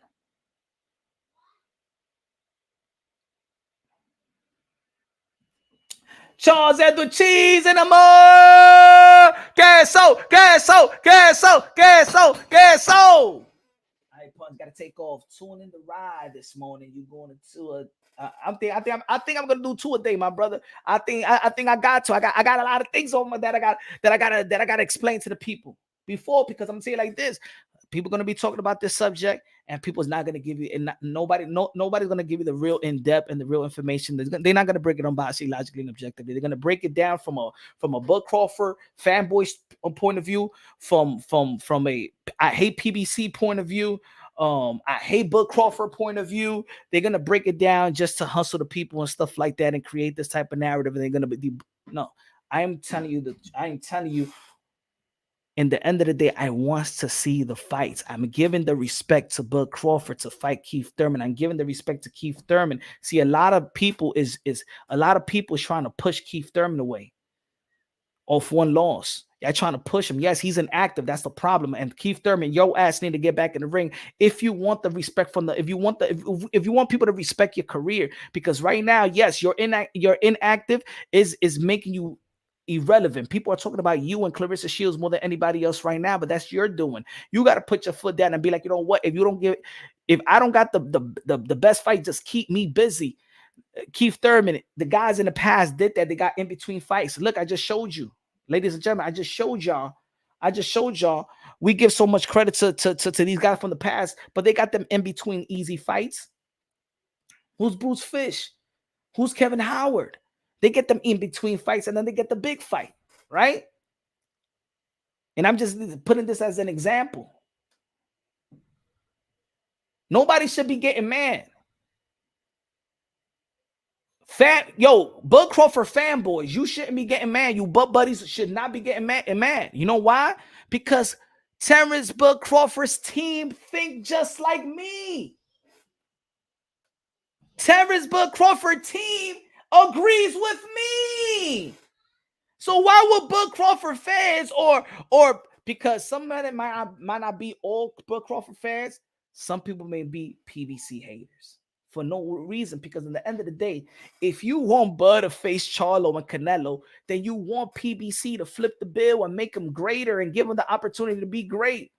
It's funny, these guys going at PBC, but then they're going for Bud. They hate PBC, but Bud needs PBC if he wants to enhance his legacy, because in the welterweight division, and I'm talking about PBC, people in the umbrella of PBC, people that's associated with PBC. You want Boots? Boots is associated with PBC. He's not a PBC Al Heyman fighter, but his manager does business with PBC, and that's why you see him in Showtime and PBC and TGB events.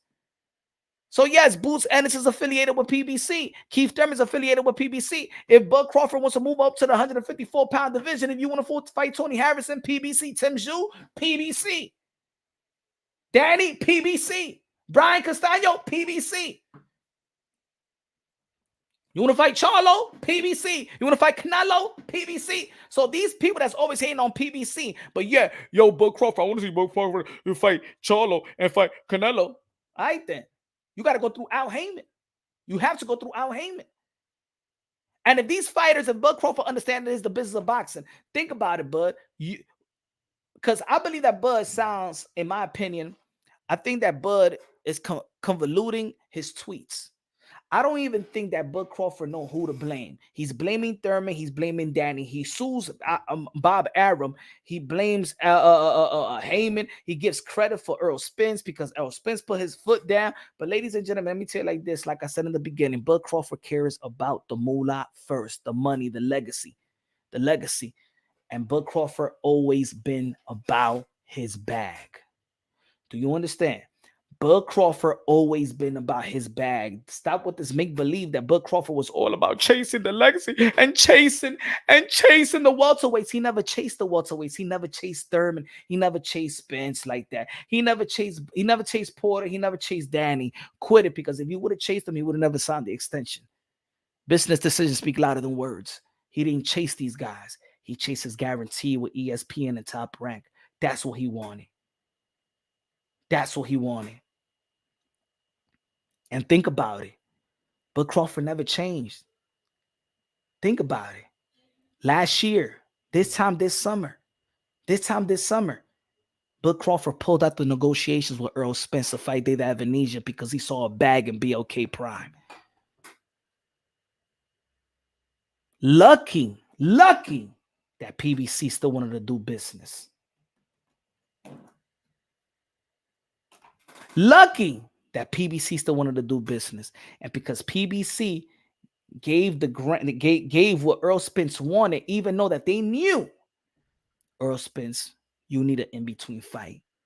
At least get Thurman. Both of you guys have been inactive. That's another legacy fight for you. But you know what? Earl Spence, but I want this fight. I want this. I can't stay in 147. I only got one more fight to fight in 147. All right, here's this fight.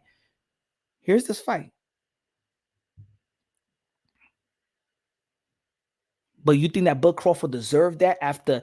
You think that Bud Crawford deserved that after pulling himself out of the negotiation and going to BLK Prime to get that bag? See, Bud Crawford put that opportunity in jeopardy for the bag to fight David Avanesia. Bud Crawford always been the same. Bud Crawford's always about his bag. Don't let these people fool you on YouTube and say that Bud Crawford been waiting and Bud Crawford about time. Bud Crawford gets the opportunity with PBC fighters, and if he would have done it early, it would have been all this and all this. Yeah, he probably would have been all this and all that, but he wanted his bag. Now, can you imagine if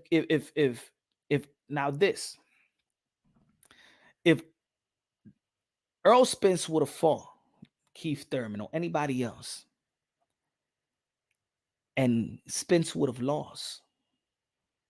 Let's say Spence would have lost. That fight, Earl Spence and Bud Crawford, was never going to be big.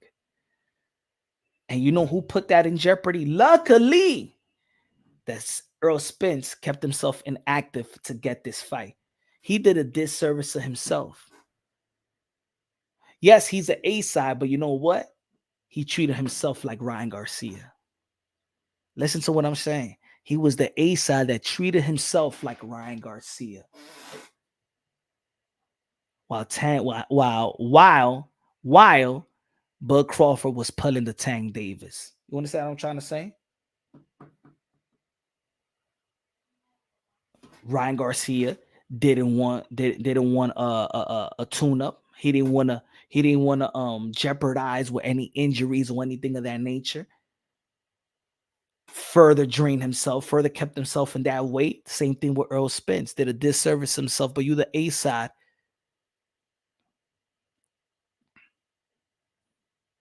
Bud Crawford rather fight Dave Avanesia than fight for the undisputed because he wanted that bag in BLK Prime. And you guys are going to come and tell me that Bud Crawford was all about legacy. No, he was not. No, he was not. He was not all about Spence. Nobody held him back. He saw something else on the table, and he wanted to munch off that. And Earl Spence, es pendejo, porque that's what Earl Spence was, un pendejo. Hey, yo, my man, let me get this bag. Yo, if it was you, man, I'll let you get the bag. Yo, let me get this bag. And then, you know what I'm saying? Create some little fake ass little accident with the, you know what I'm saying? Just let me get this bag. Yo, look out for me and shit like that. Because I think that's what happened to Earl Spence. He let himself get friendly with Bud Crawford. Bud Crawford took full advantage of that. Smart by Bud. Maybe the art of war. I don't know. Haven't read the book, but maybe that was an art of war shit. It was a strategy. Earl Spence didn't have no malice towards Bud. He didn't have no edge because Bud Crawford, as a friend, remember Bud? Y'all was looking out. Let's get 20 million right here in BLK Prime, man.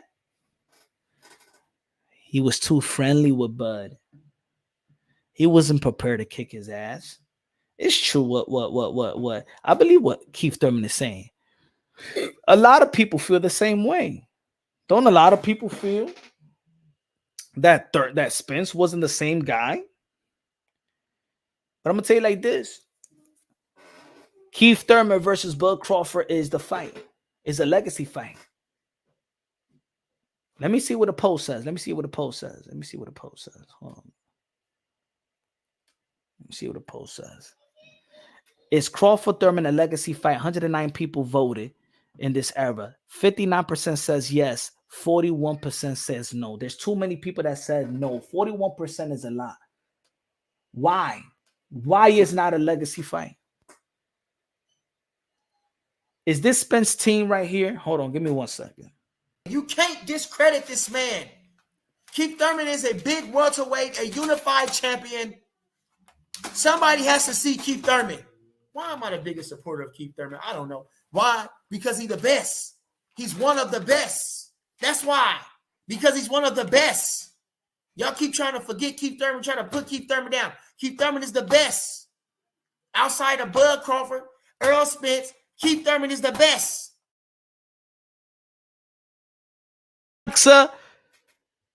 Shout out to Bernie the Boxer, one of Terence Bud Crawford's coaches. That's not me. Sounds like something I'll be saying. Is that Terence Bud Crawford team that said that? For people that be like, hey, yo, Punch, you hating. Does that sound like me? Terence Bud Crawford team knows who Keith Thurman is. Terence Bud Crawford team knows who Keith Thurman is. Somebody got to see who. Who? And you know, shout out to Bernie the Boxer. I got a lot of love for Bernie the Boxer. Another historian in the sport of boxing that knows his boxing. I love talking boxing with Bernie the Boxer. I don't see the chat. I don't know. Maybe nobody's saying nothing. I don't know. Maybe I'm putting so many receipts and stuff like that that people are getting like shocked or something. I don't know. Am I pulling too much receipts at one time? That's what it is.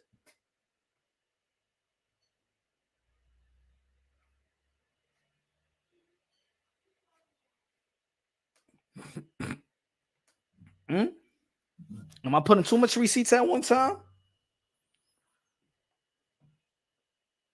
Is it frozen or something like that? Give me a yay, give me a no. Is that Bud Crawford's team that's sounding like me, asking the same thing I'm asking? Randy. Let me play it again. Terence Bud Crawford's team. Terence Bud Crawford, one of the loudest mouths of Terence Bud Crawford team. Shout out to Bernie the Boxer. Because if they feel like I'm hating or I'm delusional, this is Terence Bud Crawford's team. You can't discredit this man. Keith Thurman is a big welterweight, a unified champion. Somebody has to see Keith Thurman. Why am I the biggest supporter of Keith Thurman? I don't know. Why? Because he's the best. He's one of the best. That's why. Because he's one of the best. Y'all keep trying to forget Keith Thurman, trying to put Keith Thurman down. Keith Thurman is the best. Outside of Bud Crawford, Earl Spence, Keith Thurman is the best.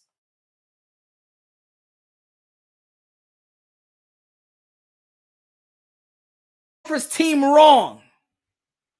Because I'm saying he's one of the best. He is one of the best. The accomplishment tells you he's one of the best. Somebody got to see Keith Thurman. Who is that somebody? Somebody got to see Keith Thurman. Who will be that somebody? Former unified champion of the world, Keith Tom Thurman versus Terence Bud Crawford. Isn't that a good fight? Isn't that a good fight? Isn't that a legacy fight of this era? Yes, it is. Yes, it is. For those who saying it's not, you're lying to yourself. For those who saying that it's not, you're lying to yourself. You're not a boxing fan. You're not a boxing fan if you're saying that.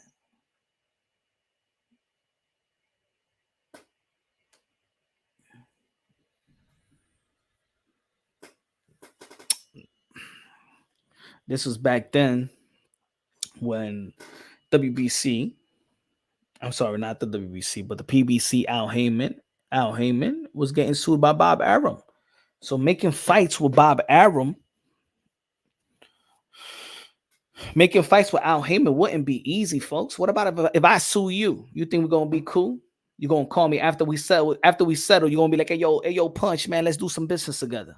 And I'll look at you, man. F you. I ain't gonna build none of you. I ain't gonna help you out.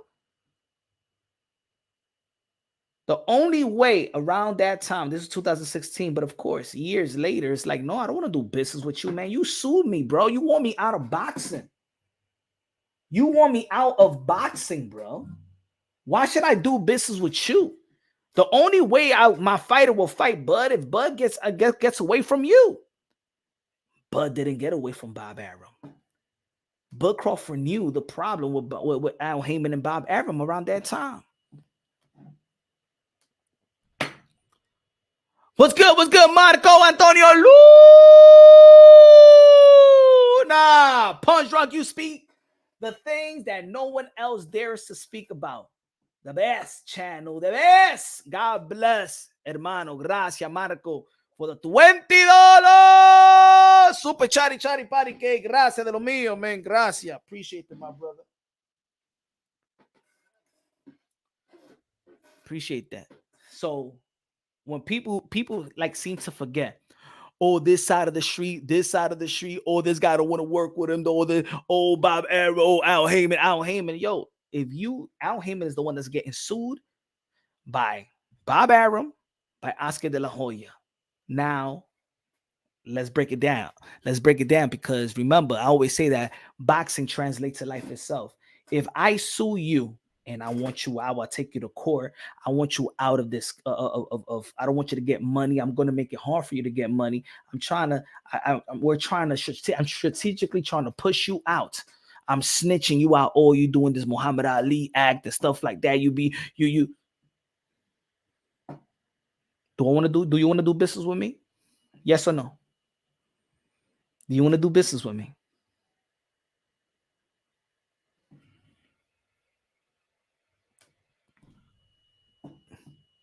Punch has to become the biggest Bud hater online. We have over 14 videos of Keith Thurman saying he doesn't want to fight Crawford. Now he says he want to fight him this year. He want to fight him this year. Can you explain this? I am now I'm a hater, and this is what I mean. Now I'm a hater of Bud Crawford because I'm asking for this. Because I'm asking what Bud Crawford's right-hand man is asking for. I'm asking what Bud Crawford's right-hand man, Bernie the Boxer, is asking for. So Bernie the Boxer hates Bud Crawford. Oh, that's what you're telling me? I am Junes, whatever that name sounds. So is Bernie the Boxer a hater of Bud Crawford? You can't discredit this man. Keith Thurman is a big welterweight, a unified champion. Somebody has to see Keith Thurman. Why am I the biggest supporter of Keith Thurman? I don't know. Why? Because he's the best. He's one of the best. That's why. Because he's one of the best. Y'all keep trying to forget Keith Thurman, trying to put Keith Thurman down. Keith Thurman is the best. Outside of Bud Crawford, Earl Spence, Keith Thurman is the best.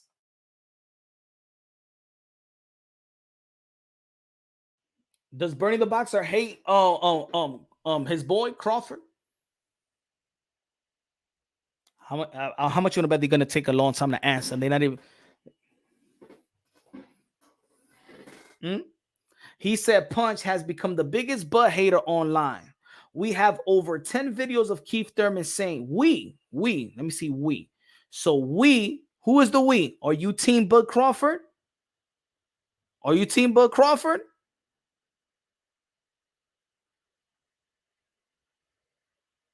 We have over 10 videos. He says, we have over 10 videos of Keith Thurman. You called Bud a victim. Bernie never said that. You have insulted Bud. Bernie never said that. Bernie never said what? your thumbnails and your videos, Bernie never said that at all. Bernie never said what? He's acting like a victim, like a person that's been done wrong. That's what it is. He hasn't been done wrong. Bud Crawford has been highly successful. Bud Crawford has signed Garrett, the best guaranteed out of all the welterweights. What the hell are you talking about? What victim? He's acting like a victim. Oh, everybody is ducked me. Nobody wanted to fight me, and the tables are turned. What? Does this look like a victim? Is this like a person that was getting ducked? Hold on. Stay right there. Stay right there. Keith Thurman reached out again to fight him? Yeah. Oh, he has. Oh, okay, you're breaking news right now. Huh? But how did the conversation go? No, he had been in touch with me before. Uh-huh. And now he was calling me again. And he said Keith would be interested in fighting Crawford.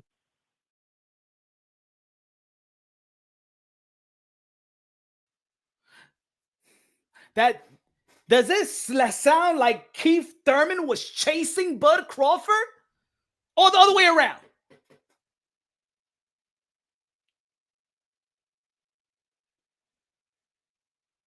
I'm asking you. Bernie never said he's a victim. You can big up Thurman all you want. Thurman is a good boxer, but as soon as Crawford said he wanted to fight Canelo, you switched up on Crawford. That's unrealistic. That's an unrealistic fight. I'm not switching up on that. Bud Crawford switched up on that. Bud Crawford switched up. Bud Crawford was the one that told us that when they asked him about Canelo Alvarez, that Canelo Alvarez, he don't see himself fighting Canelo Alvarez, that Canelo Alvarez is 168, he's just 147 pounds. That was a stupid question for Bud Crawford. Bud Crawford never entertained a Canelo Alvarez because of the weight gap. And then you say I switched up on Crawford. I ain't switched up on Crawford. I just don't feel like that's a realistic fight. That's a guy that's moving up 3 divisions up. What am I asking for? What am I asking? Do I want, Uwe to go fight to go fight a 140-pounder now too? It's not. It's unrealistic. It's unrealistic. I want realistic fights, realistic legacy fights. Nobody in the history of the sport of boxing has ever moved up 3 divisions up, and you're not even talking about 3 division up and trying to fight some 15 rank. You trying to the best Canelo Alvarez.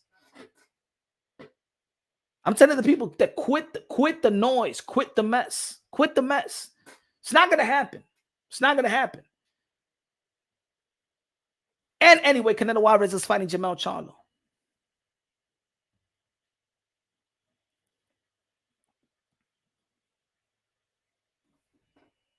I told you folks, every time you critique, the same thing the Canelo Alvarez fan tells me when I have a little bit of critique of a Canelo Alvarez, I'm a Canelo hater. I say that Canelo Alvarez have declined a little bit. I'm a Canelo. I can't. In this community, you just can't be real. And this is what I'm saying. The most difficult, ladies and gentlemen in the chat, I'm gonna tell you like this. This is why in this community, a lot of channels are not unbiased. They don't speak unbiased, logically, and objectively because the hardest. That's why we got 41 people over here. If I choose a lane and I'm gonna rock that lane, and I have my mind and I say, you know what, I am going to hustle the people. I'm gonna pick a lane. I'm gonna pick a lane to maybe a Canelo fan that is a big, large fan base on Canelo, and I'm gonna smoke everybody else. Or I could be, one of them other channels. I could be all pro-black and shit on all the Latinos. It's going to work for me. Or I could be all Latinos and shit on the blacks. It's going to be work for me. Or I could just be the guy that shits on PBC out here and that shit on Tank. There's going to be people that love that. That shit on Tank, that shit on Spence, that shit on Wilder. I could do that. Or I could be another one that shits on Tio, Canelo. This is the hustle. I'm not here to hustle. I'm here to talk boxing and breaking it down unbiased, logically, and objectively. And every time I critique a fighter, then I hate this fighter. I praise Canelo Alvarez. How many times I praise Canelo Alvarez? I praise Bud Crawford. I praised Keith Thurman. People hate it when I give props to Demetrius Andre.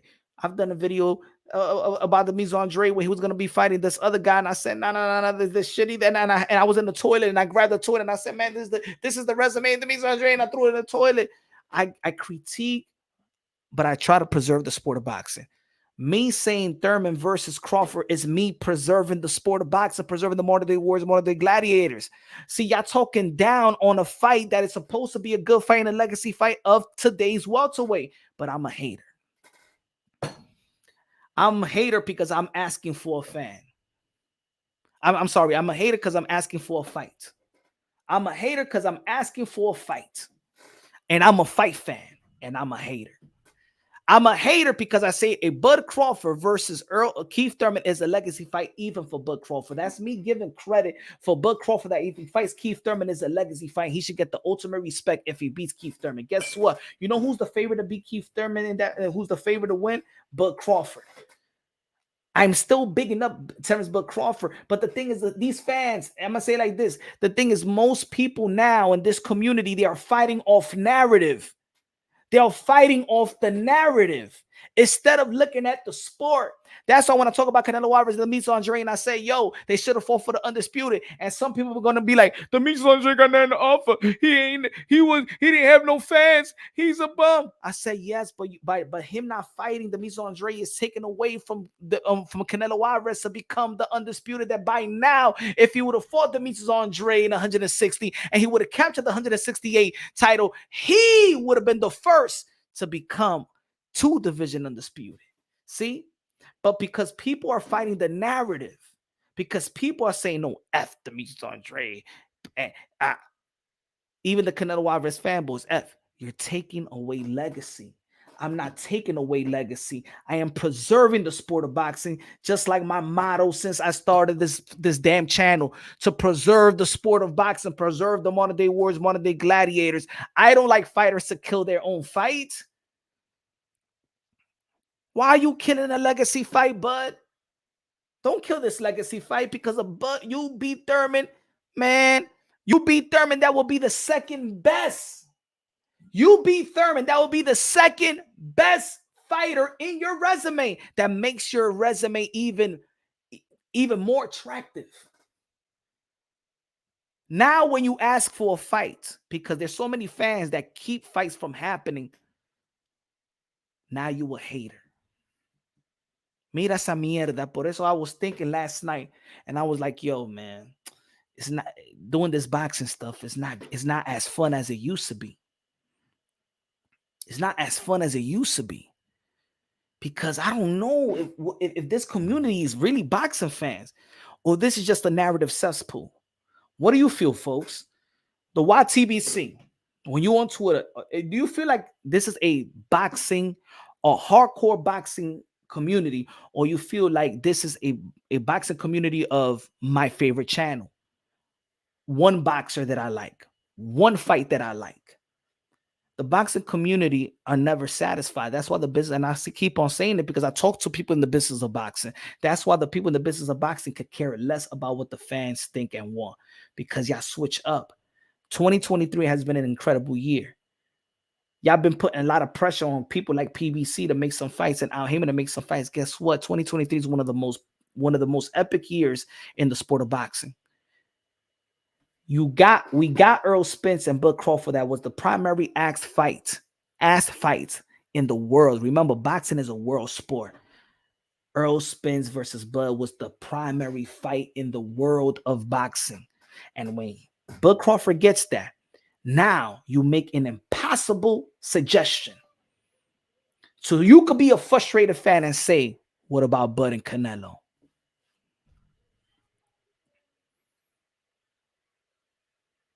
That's the issue. That's the problem. That in the next week, you asking for Bud and Canelo. It took years to make Bud and Spence, and we got it. And then it's like a chick that's never satisfied. That you buy her a $500 purse, and now she wants the purse that costs $2,300. Por diablo, mami, yo te compré un purse. Eso era mucho, ay mimito, mami. That always want more. Look at what we asking now. We're asking Bud and Canelo. We asking Bud to jump 3 divisions up to fight Canelo Alvarez. Not to fight, not 3 divisions up to fight Gabe Rosario, not 3 divisions up to fight Lemieux, but to fight the man. Why? Because we don't feel we're so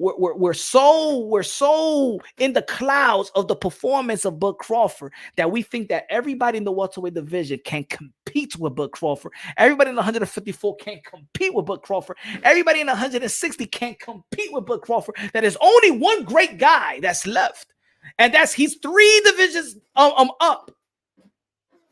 We shrink our sport by saying that a Bud Crawford and Keith Thurman is not a good fight.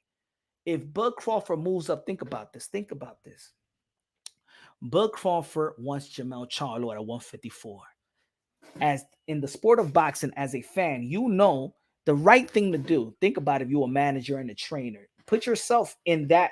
You're a hardcore boxer fan. So put yourself in that mentality. Okay, in the meantime, if I don't get this rematch with Spence, because we don't know, we haven't had a day, we don't know the weight.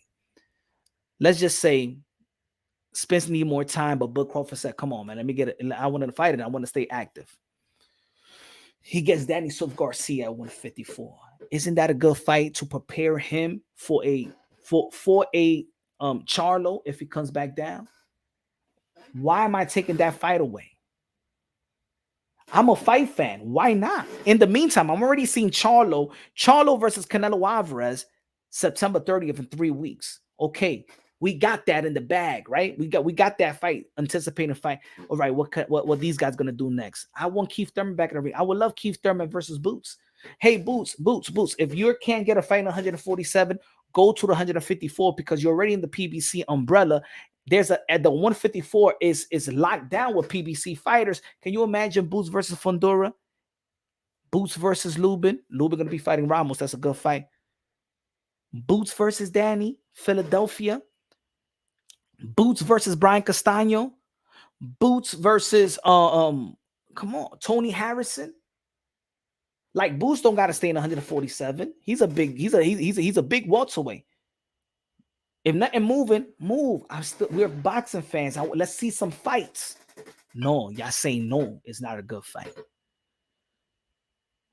I like that model. That's why you think I said it, right? Teofimo Lopez versus Alexa Rocha. Right? I said it. We're boxing fans. I'm asking for fights. But if you ask for a fight, you a hater.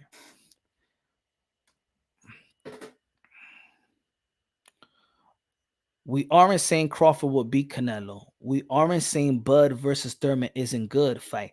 We are saying don't insult Bud just because he wants to fight the great Canelo.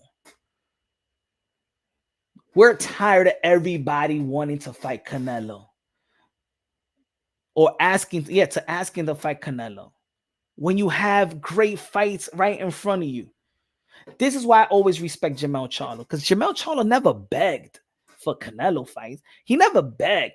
All Jermell Charlo did was whoever was put in front of him, he'd take out in the respective division and he's king of 154. That's why I like Jermell Charlo. Because Jermell Charlo carved his own legacy. Bud Crawford could carve his own legacy. You don't got to be like everybody else. Look, Tim Zhu called out Canelo Alvarez. Now it's becoming like it's one thing that the guys that's within arm's reach. That's within arm's reach to get Canelo. I want a competitive fight. I want a legacy realistic fight. I want a fighter to have a chance. Why am I asking Bud Crawford to move up 168 and face a Canelo Alvarez? For what?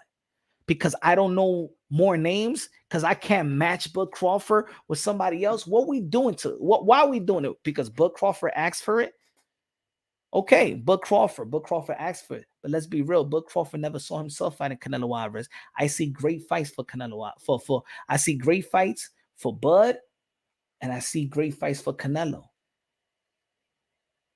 Look at the press. So now it's okay. So Bud wants to fight Canelo, but the boxing world is putting pressure on Canelo to fight David Benavidez. So now Canelo got another guy that he needs to that the fan base is gonna shame him.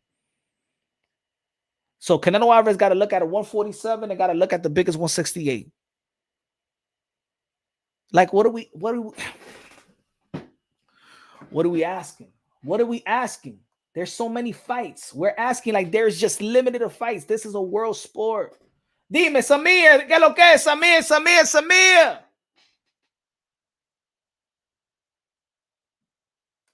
He said a 2-time undisputed doesn't deserve a shot at Canelo.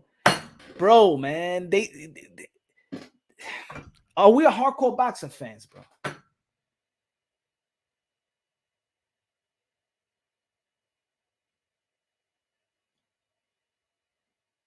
I want to see Inoue versus Teofimo Lopez.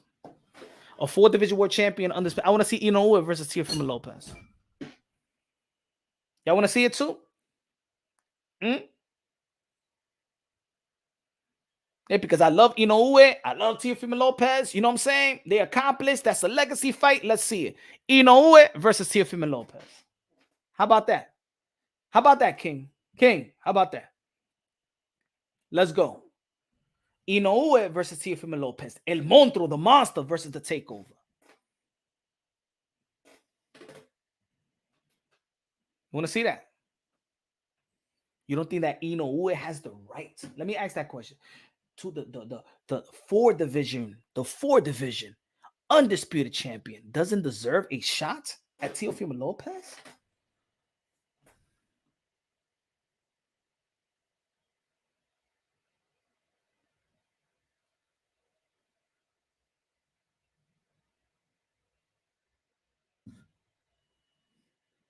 On some video games. I understand football is back and a lot of people's playing fantasy league. So now we're playing fantasy fights. For me, that's a fantasy fight. Crawford and Canelo is a fantasy fight to me. But all right. Okay. Let's keep it consistent. Let's not take fights away. Let's talk more fantasy fights. All right. Crawford versus Canelo. Woo! Good. Inoue versus Teofimo Lopez. Who else I want to see? Let's see. Chocolatito versus Vasily Lomachenko. That's a good one right there. Chocolatito versus Vasily Lomachenko. That's a nice legacy fight right there. How about let's see. How about Devin Haney versus Jamal Charlo? Bam Bam versus Shakur. Yes. What else? You know what? I think, people was talking about Earl Spence versus Canelo. Remember? And I had the same energy with Canelo versus Spence with the Bud and Spence. I said, stop the mess. But okay. Y'all want that? All right. Let me join in. Canelo versus Fury. I think that would make a lot of money right there. Big fight. Earl Spence versus David Benavidez. The second best welterweight versus the second best super middleweight, right? Since they saying Bud Crawford and Canelo, all right, the best welterweight in Bud Crawford versus the best at super middleweight in Canelo. And then how about Earl Spence versus David Benavidez? The truth versus the monster. How about that?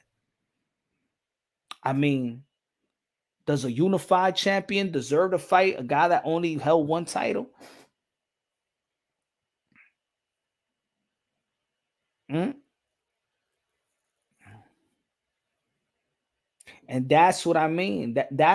Yo, my people, and that's what I mean. That we have a lot of guys, like what King is saying. We have a lot of fantasy boxing shit that is like,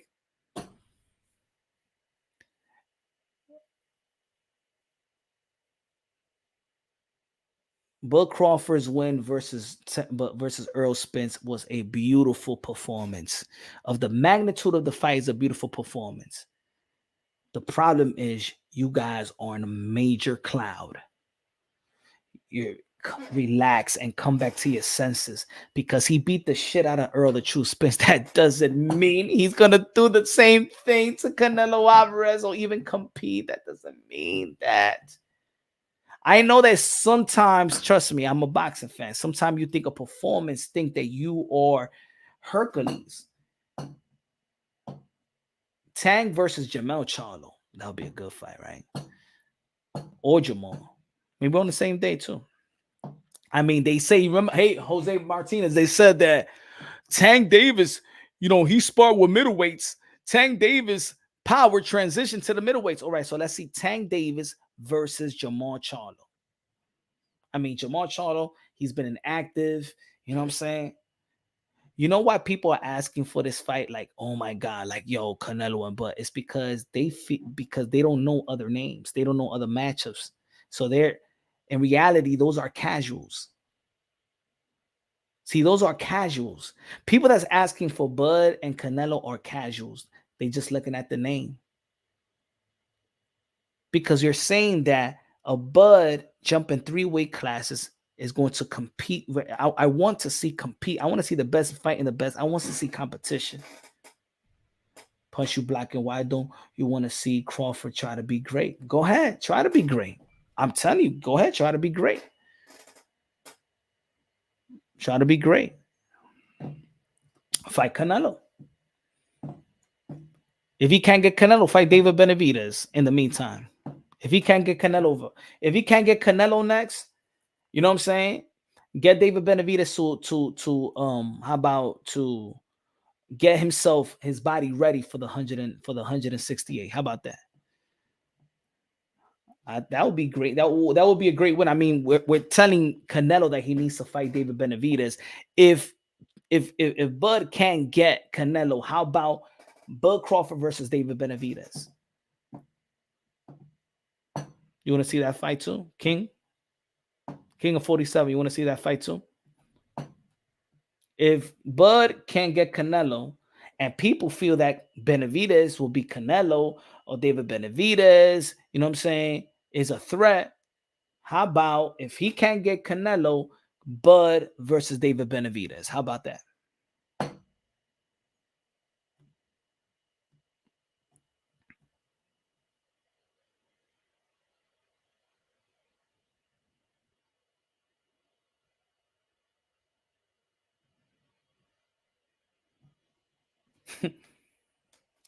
Flex in the building. Was good, Flex. He said, punch. I don't understand. The man is 2-time undisputed, has stopped every welterweight and crushed the number 1 in the welterweight. And I don't see nothing special. All 3 were 147 pounds. Facts. Bud versus let's go. Yeah. Let's right, Jason. Benavidez. No. Don't tell me that Benavidez is too big now. No, don't tell me that. No, mira este tigre, ve lo que te estoy diciendo, mi gente. Ahora mira este tigre. Oh, Benavidez is too big. No, but he's going 2-3 divisions up. Can't think of too big and too big. Does his skills pay the bills? No, I want to see the Bud Crawford is great.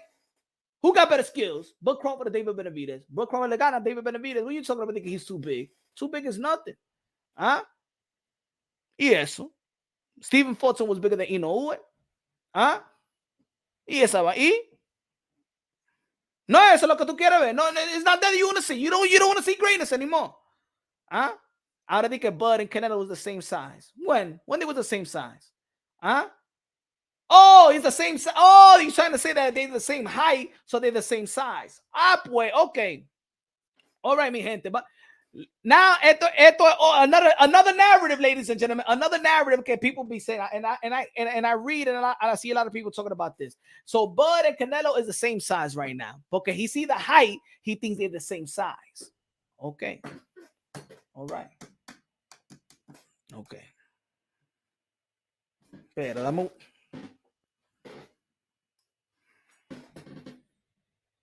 No, they're the same size. Okay. Let's do this. Yo tengo una foto aquí, mira esta fotita.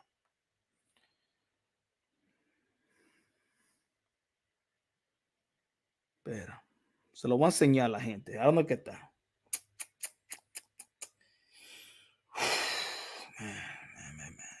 Yo no entiendo la gente. Dios, please ayúdame aquí, man. No saben nada. Marco, esta gente son locos. Son locos. I'm telling you that this community is a narrative cesspool. Que son locos la gente. Son locos. Tienen problemas. Y ya yo, and at first I think I could help these people. Pero no puedo ayudar. Now he said that David Benavidez is too big. That Canelo started at 140, but both Bud and Canelo is the same size. Mira te diga que they're the same size. Okay. They're the same size. ¿Dónde está la foto que te quiero enseñar? Pero, where's that? Where's that? Mira. How about this size? Mira. In his prime. Yo, this has been the best video from you I've ever seen, but for great receipts, great analysis. You could have used George Foreman an example too, just like Ray Leonard. Yo, my brother Detroit. And you know what's the sad part about it? You know what's the sad part about it? That even when you show receipts, these people are just, they're taking away fights when we're fight fans. I want to see the fight. Why not? This is the era of welterweights. I mean, we always say, yo, Sugar Ray Leonard, Hagler, Hearns, Hagler, Duran, Hearn, Wilfred Benitez, Leonard, they all fight each other. Some lose, some win. They all fight each other. Even when Sugar Ray Leonard was retired for 3 years and came back to fight Hagler, had 2 surgeries, retired twice prior to that within the span of 5 years. And people will say it's a legacy fight. But this is not a legacy fight because nowadays people are not real boxing fans. They're trenders. They're trendy. They like trendy topics. Ooh, I saw Bud Crawford. I like Bud. I like Canelo. How about Canelo and Bud? Yeah, that's a great fight. What about the heavyweights? I mean, there's a guy that looked like, you know what I'm saying, a Fury. Yeah, I think I saw him the other day. Yeah, I saw him dancing.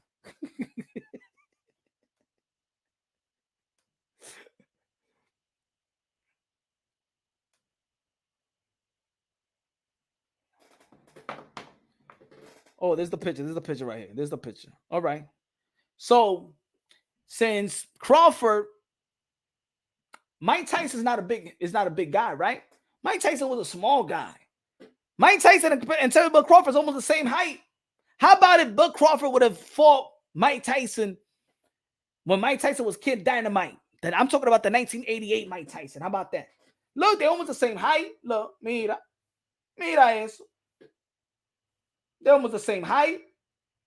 Look at that. Not too big. I mean, Mike Tyson got a bigger head, but they're around the same size. How about Bud Crawford and Mike Tyson back in the days when Mike Tyson was Kid Dynamite?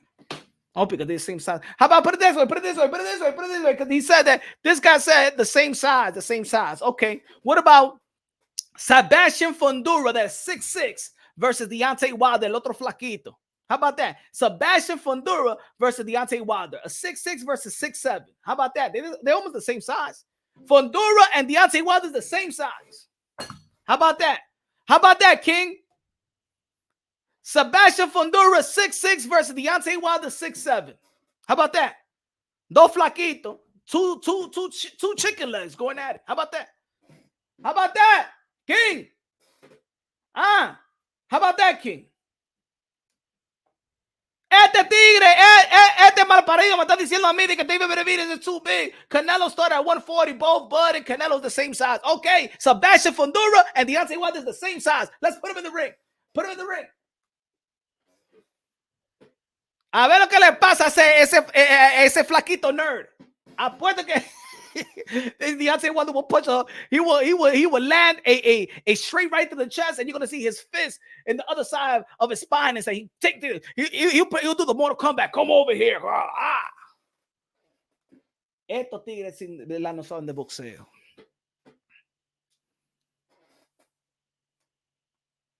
Yo, they the same height. I mean, you know, they the same size.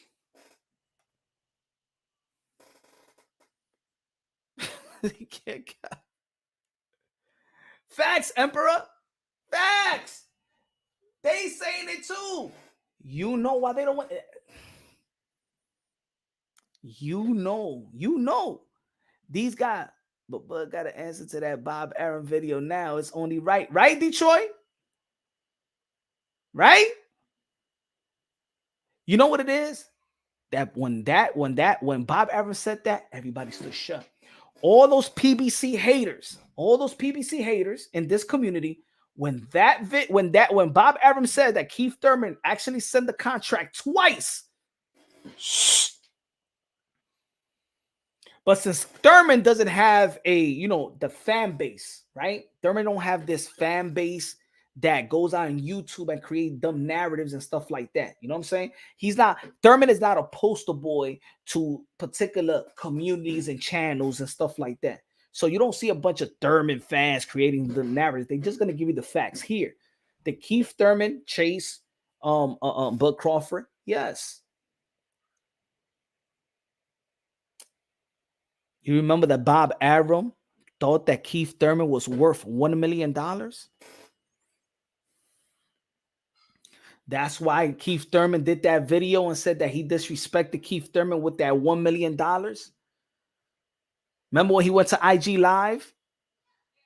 When he said to Bob Arum, I'll punch you in your mouth, you ain't shit, Bob, and all that stuff. Remember? Y'all remember that? But then they found some money to pay Sean Porter, and they gave him $4 million. Remember, they said that Thurman and Porter was only worth $1 million, and then they found money to give some Sean Porter. They gave $4 million to Sean Porter, and they gave $6 million to Bud Crawford because they didn't want to know Keith Thurman. They wasn't ready for Keith Thurman. You know why they really didn't want no Keith Thurman? I'm gonna tell you like this: Bud Crawford knows the difficulties and the challenges of Keith Thurman. So it's easy to come up with this cap and clout that Keith Thurman never wanted. No, y'all never wanted Keith Thurman. Because Terence Bud Crawford team always knew that the ultimate chess match and the biggest challenge for their fighter was Keith Thurman. Some receipts, and I did the video the other day, but let me put the receipt out. Hold on. Oh man, let's play my brother Bernie the Boxer one more time. And this was him the day before. This was Bernie the Boxer the day before yesterday. This ain't no old video. This was Bernie the Boxer the day before yesterday. The day before yesterday. You can't discredit this man. Keith Thurman is a big welterweight, a unified champion. Somebody has to see Keith Thurman. Why am I the biggest supporter of Keith Thurman? I don't know. Why? Because he's the best. He's one of the best. That's why. Because he's one of the best. Y'all keep trying to forget Keith Thurman, trying to put Keith Thurman down. Keith Thurman is the best. Outside of Bud Crawford, Earl Spence, Keith Thurman is the best.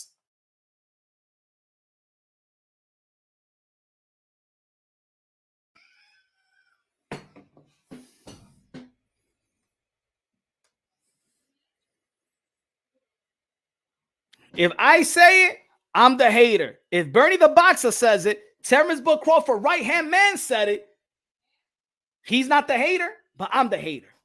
I'm the hater. Somebody got to see Keith Thurman. I say somebody got to see Keith Thurman. I say Keith Thurman is one of the best. I say the best. I call them the three-headed monsters. Bud, Spence, and Thurman. He says Bud, Spence, and Thurman. He speak logic. I'm the hater. Can you make that make sense? And this is Terence Bud Crawford's team. If I was in Terence Bud Crawford's team, we'd be saying the same thing. Me and Bernie would be like, yo, shoot, yo, I told yo, Keith, yeah, Keith Thurman, yeah. Now play Bomac. Yeah, let's play Bomac ahora. Let's play Bomac. Let's play Bomac. Espera, un momento. Let's play Bomac. Let me upload it so we could. Today's the receipt after receipt after receipt after receipt. Let me upload this in a moment. You can hear this. Boom, boom. Keith Thurman reached out again to fight him? Yeah. Oh, he has. Oh, okay, you're breaking news right now. Huh? But how did the conversation go? No, he had been in touch with me before. Uh-huh. And now he was calling me again. And he said Keith would be interested in fighting Crawford.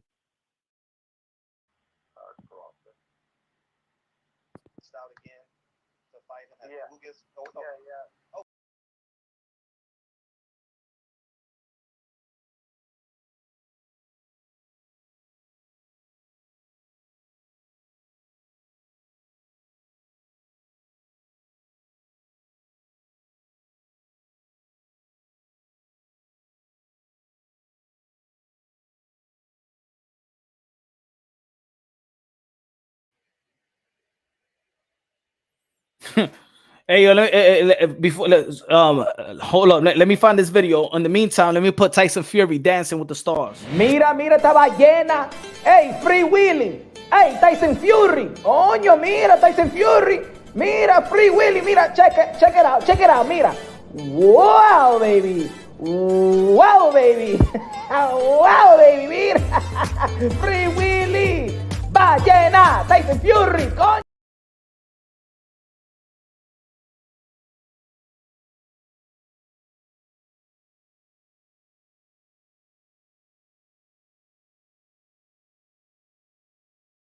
Now he got the little exhibition with the UFC fight, and now he's gonna do a little dancing with the stars because he want to follow in the footsteps of Floyd Mayweather. And said Tyson Fury right there.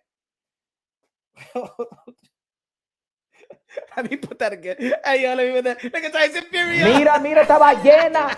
Hey, Free Willy. Hey, Tyson Fury. Coño, mira Tyson Fury. Mira, Free Willy. Mira, check it out. Mira. Wow, baby. Wow, baby. Wow, baby. Mira. Free Willy. Ballena. Tyson Fury. Coño.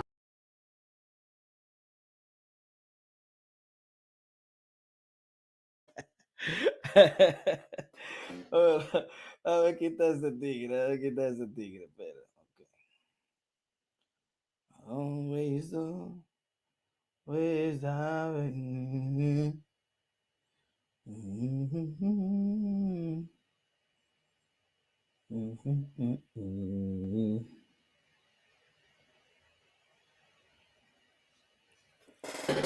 No, in the video right now. 1 second.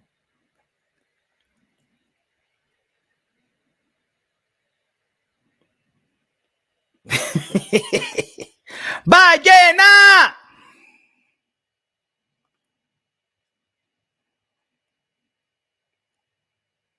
That's gonna be Bo Mac ahí in jail in UK bailando.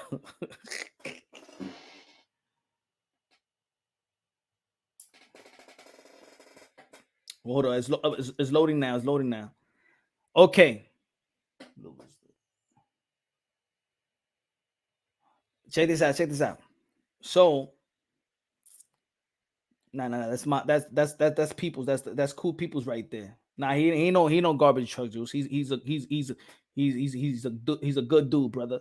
He's a good dude. It's a good dude.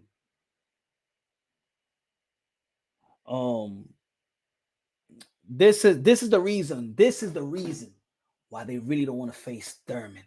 This is the reason right here, bro. Porter, Spence, or Thurman. You know, out of those three, who would be the most challenging? You feel?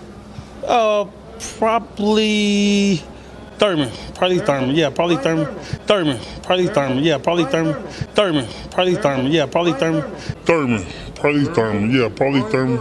Because a lot of people think Spence because of his size. Yeah, because the space. Y'all, you see what size does to you? Nothing. You know, his punches didn't even move Terence, so size don't mean anything. But Thurman is just he mobile, good with his punches. He punches from different angles. Thurman is just he mobile, good with his punches. He punches from different angles.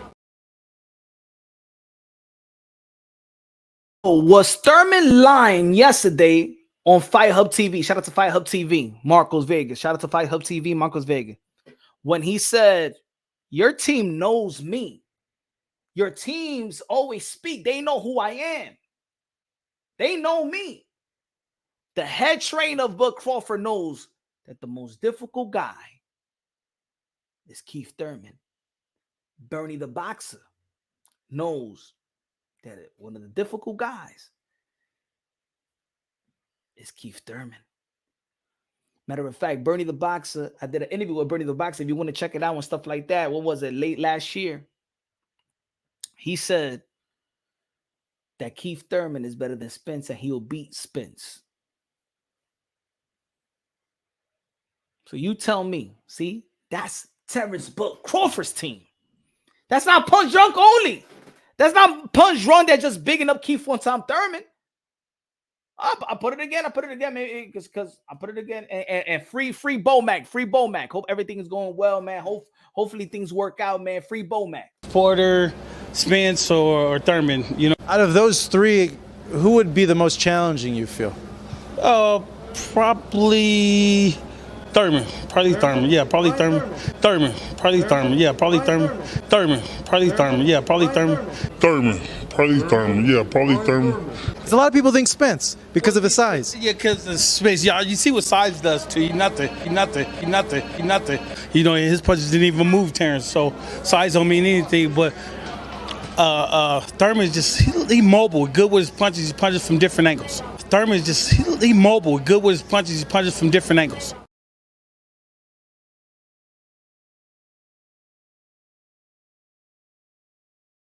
The head trainer is the one that needs to do his studies and prepare his fighter. So when he's doing his study, he's like, he knows his fighter. Yeah, Thurman is a tougher. What did he said about Earl Spence? Just big. That's all he was. That's all Spence was that had over Bud, because Bud had everything over Spence. And I said that. Jab, awkwardness, footwork, elusiveness, IQ, back foot, power off the back foot. But you know that? Keith Thurman is the same. Keith Thurman got the movement, elusiveness, got power in both hands, could knock you down coming off the back foot like he did to Lopez. Could knock you with a body shot, could crack a body shot like he did to Carlos Quintana, like he did to Soto Corral, like he did to Diego Chavez. Hurt you like he's done to every opponent he's ever faced. Velda.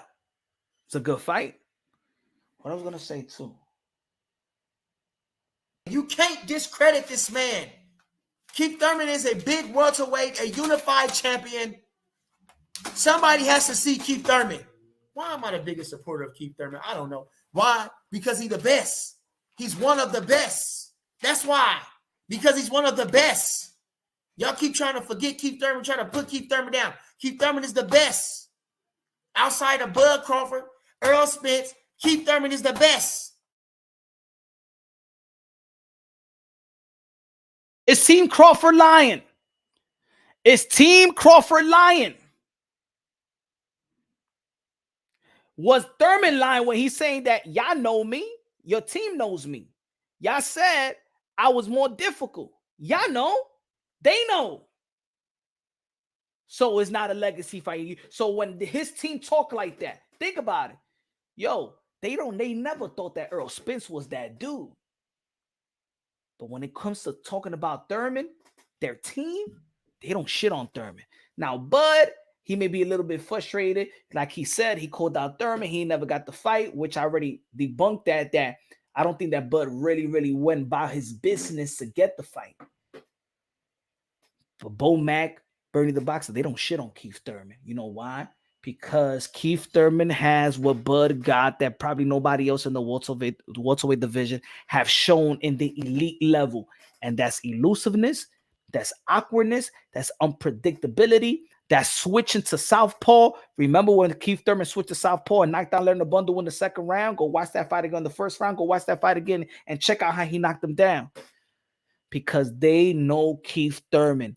They grew up in the same class. They saw Keith Thurman breaking ribs in the amateurs, knocking people out, destructing people. They know who the hell Keith Thurman is. They grew up watching Keith Thurman. And this is why when they talk about Keith one-time Thurman,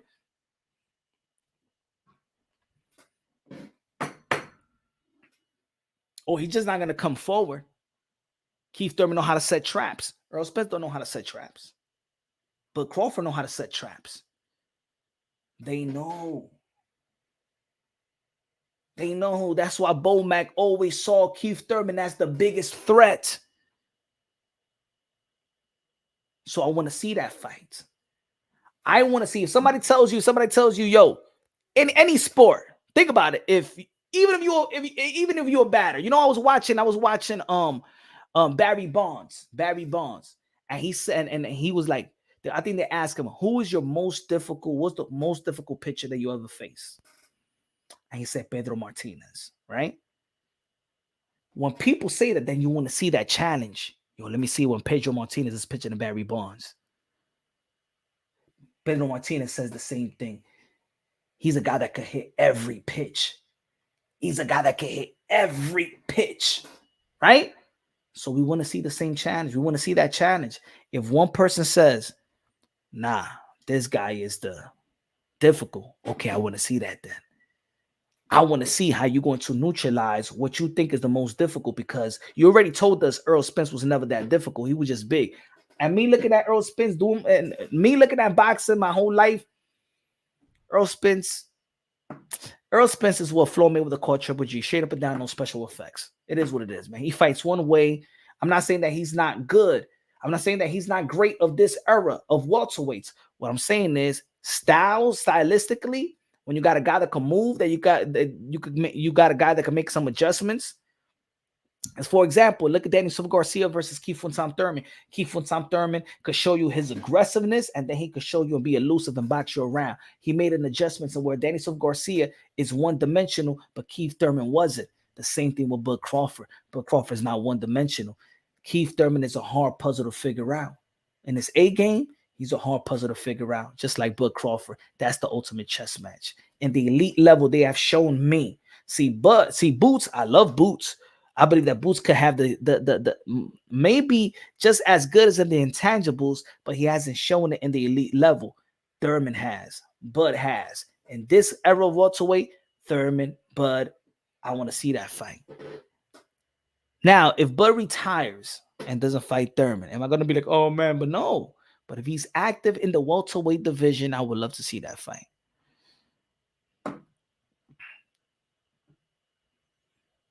How do we know? Self. How do we know? How do we know? It's the reason why we watch boxing. See, we have a problem. We have a problem in the boxing community. We killing fights, and because we think that he could already beat him, we don't need to see that fight because we think that he could beat him.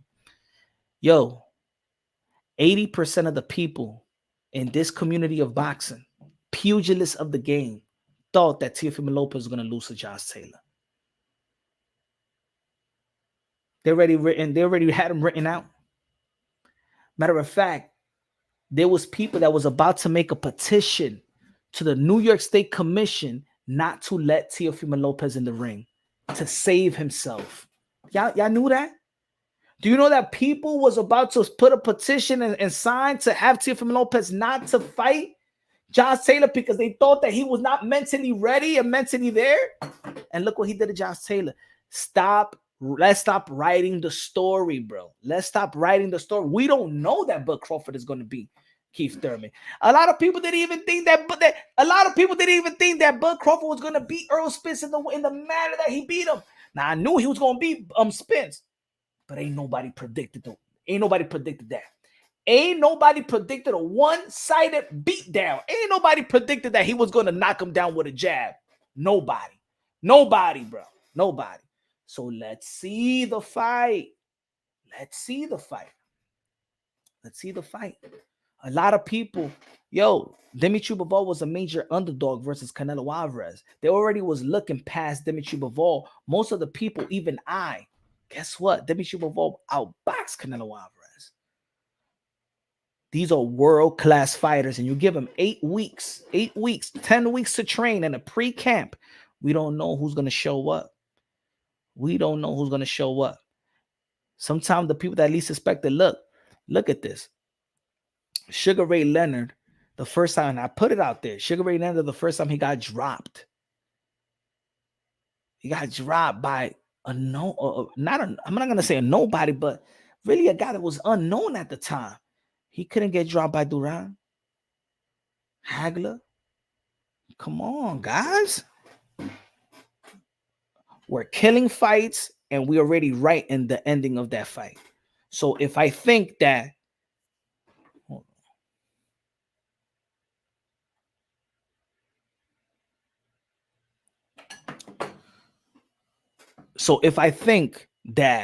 this person could beat him, I don't want to see that fight. No, and I think that's why. You know what it is? That self-production, that's the reason why people are downplaying the fight with Thurman and Bud, because we see what Bud did to Spence. Oh my God. Spence will beat the crap out of Thurman. Forget about that fight. We want to see Bud and Canelo. That's the reason. If Bud, I'm gonna say it like this: if Canelo Alvarez beat Jamel Charlo bad, they're gonna be like, hell no, hell no. If Canelo Alvarez struggles, then people are gonna be like, yeah, how about Bud? If Jamel Charlo's knock out Canelo, how much you want to bet? A lot of people that have Bud beating Charlo, if Charlo knocks out Canelo, people will be like, man, Charlo gonna knock out Bud. That's how it is. People just gonna. Thurman's inactivity, my man. I get it. That's why I'm giving you. That's why earlier I'm giving you this. That's why earlier I'm giving you this. This was Sugar Ray. In fact, it was a perfect punch, counter right hand.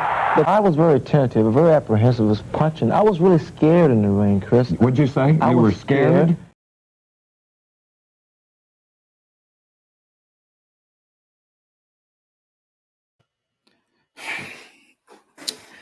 If that time was today, and he performed like that. You know what?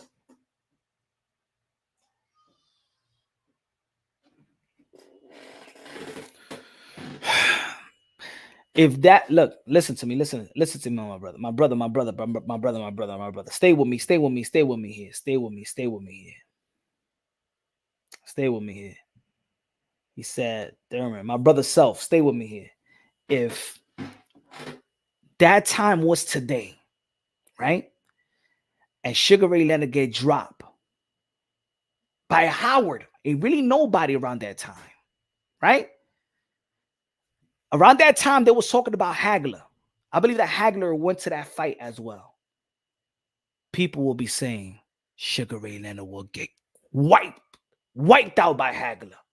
The way that he performed versus Howard. Practically a nobody. And he retired. And he had 2 eye surgery. And in 3 years, he came back to fight Hagler. And he beat Hagler. Inactivity, we don't know. We don't know what he's doing in the gym right now. We don't know what Thurman is doing. We don't know how he's preparing. Just like Bud Crawford, we know that Bud Crawford is a gym rat. We think we know the answers. We all thought that Mike Tyson will beat the crap out of Buster Douglas. Guess what? Buster Douglas KO'd Mike Tyson. We can make, I think, look, one thing, but we can't get carried away with our prediction like it's facts. That's the problem. We could predict something, but then we predict it and we talk about it like it's facts. Oh, okay. I predict. Look, right now, if Thurman fights Bud, I think Bud is the favorite. Bud is the favorite. But I'm not gonna embody that prediction like it's facts. That's the problem. When people make prediction nowadays, they think it's facts. Hell no, man, Bud's gonna beat Thurman, man. Fuck that, he's gonna knock him out, man. We asking for Canelo, man. He's gonna knock him out. How you know? I mean, yeah, that's probably a good assessment of what you've seen of Thurman, or probably the stylistically, the way you breaking it down and stuff like that. But you don't know. We making predictions, but thinking because we feel that this person could beat this person, that they don't need to fight. Nah, man, that's not boxing. That's not boxing.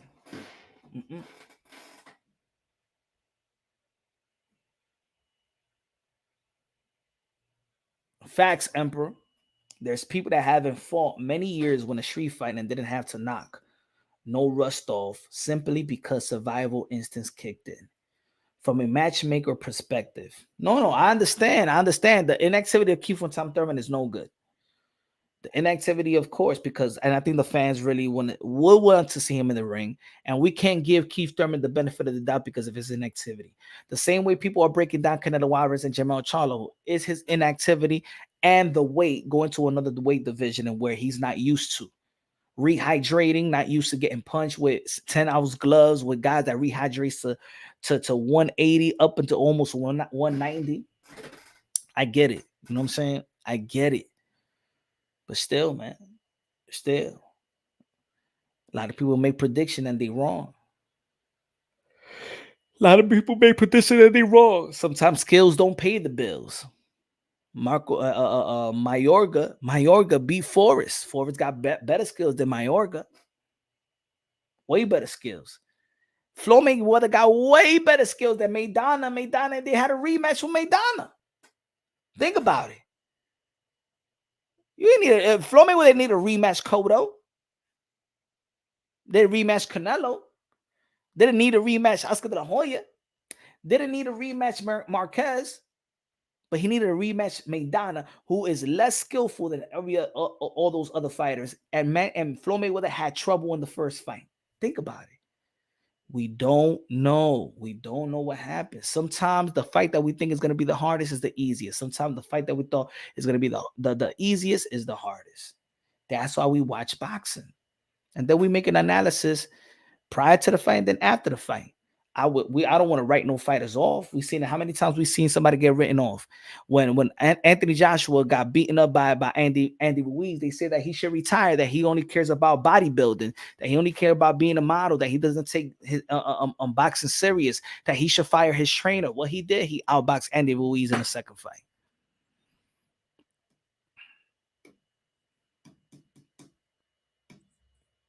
Come on, guys. So what I'm saying is, man, put all the receipts out. Bud Crawford, Thurman never ducked them. I don't think that Crawford never got frozen out. Bud Crawford never was frozen out. Bud Crawford made his business decision to sign with Top Rank and extend his contract, get those guaranteed pay. And then he knew that around that time also, Bob Arum, Al Heyman it was hard to make some fights.